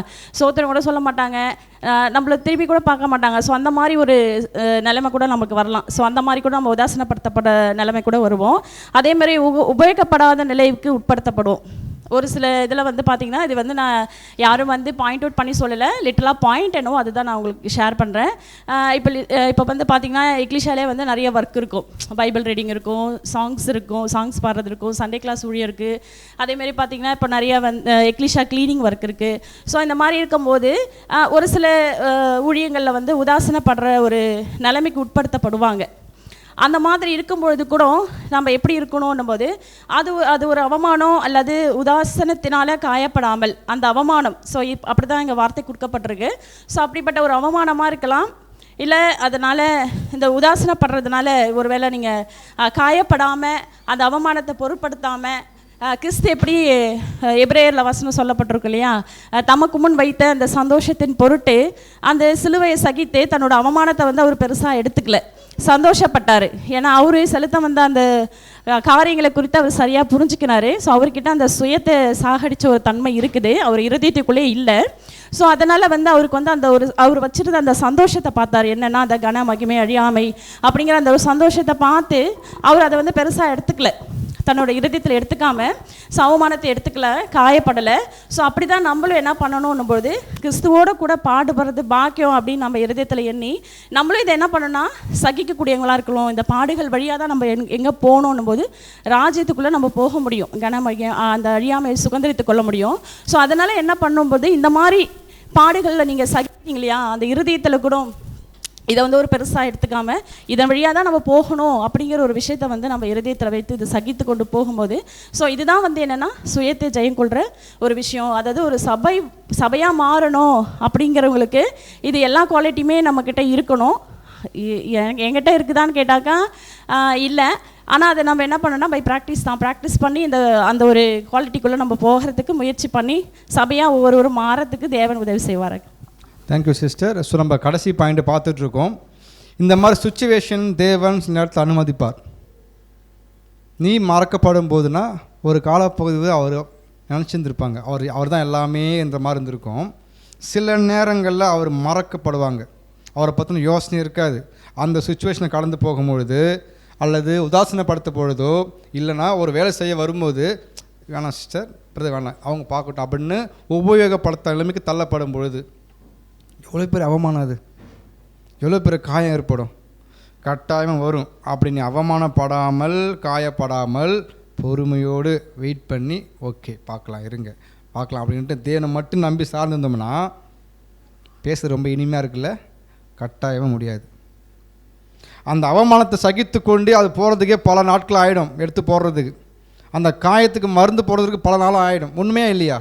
அப்படின்னா எவ்வளோ பெரிய சுச்சுவேஷன் பாருங்கள். இந்த பாயிண்ட் சொல்லப்படுது, நம்மளே மறந்துட்டாங்க, உதாசீனப்படுத்துகிறாங்க.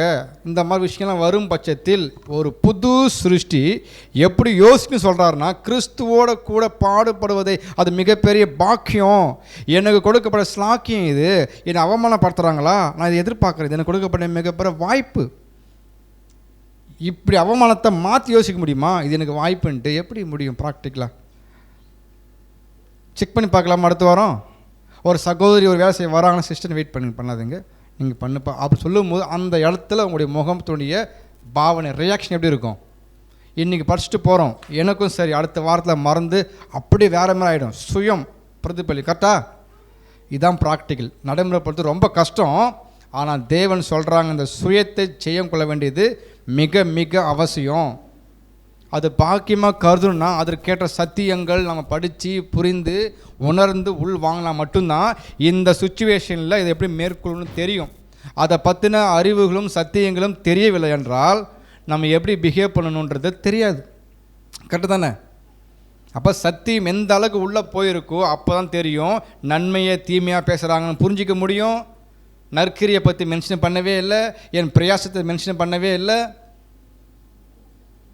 இது எல்லாமே பார்க்கும்போது எது இருந்தால் ஓகே தேவன் பார்க்குறாங்கன்ற மனப்பான்மை உருவாயிடுச்சுன்னா எல்லா சுயம் செத்து போச்சு. அப்போ நமக்குள்ளே ஜெயம் என்பது உயிரோடு என்ன பண்ணிட்டுருக்கு, வளர்ந்து கொண்டிருக்கிறத பார்க்க முடியுது. இதுதான் சுயத்தை ஜெயம் கொள்ளுதல். தேவன் நமக்கு தேவையான அளவுக்கு என்ன பண்ணிட்டாங்க, பாடம் கொடுத்துட்டாங்க. தனிப்பட்ட முறையில் படித்து நீங்கள் வசனம் எடுத்திருப்பீங்க, சமூகம் எடுத்திருப்பீங்க, அதை கேட்கப்படலைன்ட்டு என்ன பண்ண தேவையில்லை, யோசிக்க வேண்டியதில்லை. அது நமக்கான பாடம் படிச்சிட்டோம். பட் இங்கே வந்து படித்த பாடத்தை என்ன பண்ணுறோம், எல்லாருக்கும் பிரயோஜனம் இருக்க வகையில் பகிர்ந்து கொண்டிருக்கிறோம். அதுதான் ஒன் வீக் ப்ராக்டிஸ். தனக்கான பாடம் படிச்சிட்டோம், அதை இங்கே வந்து பகிர்ந்து கொள்ளும் போது சில பாயிண்ட் நம்ம யோசிக்காமல் இருப்போம் இல்லையா, அந்த பாயிண்ட் தேவன் உங்கள் மூலியமாக கொடுத்து எல்லாருக்கும் படிப்படியாக கொடுக்குறாருன்னா புரிஞ்சிக்க முடியாது பார்க்குறோம். ஸோ தேவன் தாமே இந்த சுயத்தை ஜெயங்குள்ளது என்ற பாடத்தின் கீழே நமக்கு மிகப்பெரிய ஒரு வாய்ப்பை ஏற்படுத்தி கொடுத்துருக்குறாங்க. இனி வரக்கூடிய நாட்களில் நம்ம என்ன பண்ண போகிறோம், எந்தெந்த பாயிண்ட் சுயம் வருதோ அதை கட்டுப்படுத்துவதற்கான மிகப்பெரிய ஒரு ரெமெடி ஏற்படுத்தி கொடுத்தாருன்னு பார்க்குறோம். நம்முடைய பிதாவாக தேவனுக்கு நம்முடைய கர்த்தராக இயேசு கிறிஸ்து மூலமாக நன்றிகளையும் துதிகளையும் எடுத்துக்கொள்வோம். இந்த ஒரு கூடைக்கு நிறைவாக நம்முடைய அன்பு சகோதரர் அருணகிரி ஜெபிக்கும்படியாக அன்போடு கேட்டுக்கொள்கிறோம்.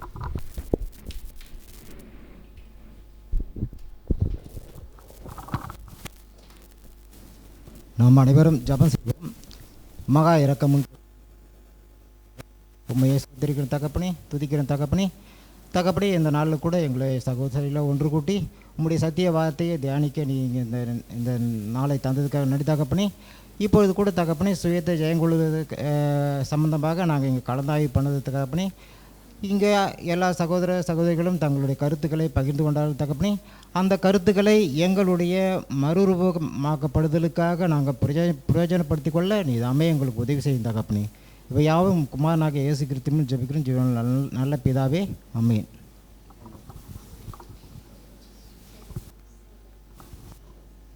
3:30 மணிக்கு பேசிக் சப்ஜெக்ட் இருக்குது. வரக்கூடியவங்க வந்து கலந்து கொள்ளும்படி கேட்டுக்கொள்கிறோம்.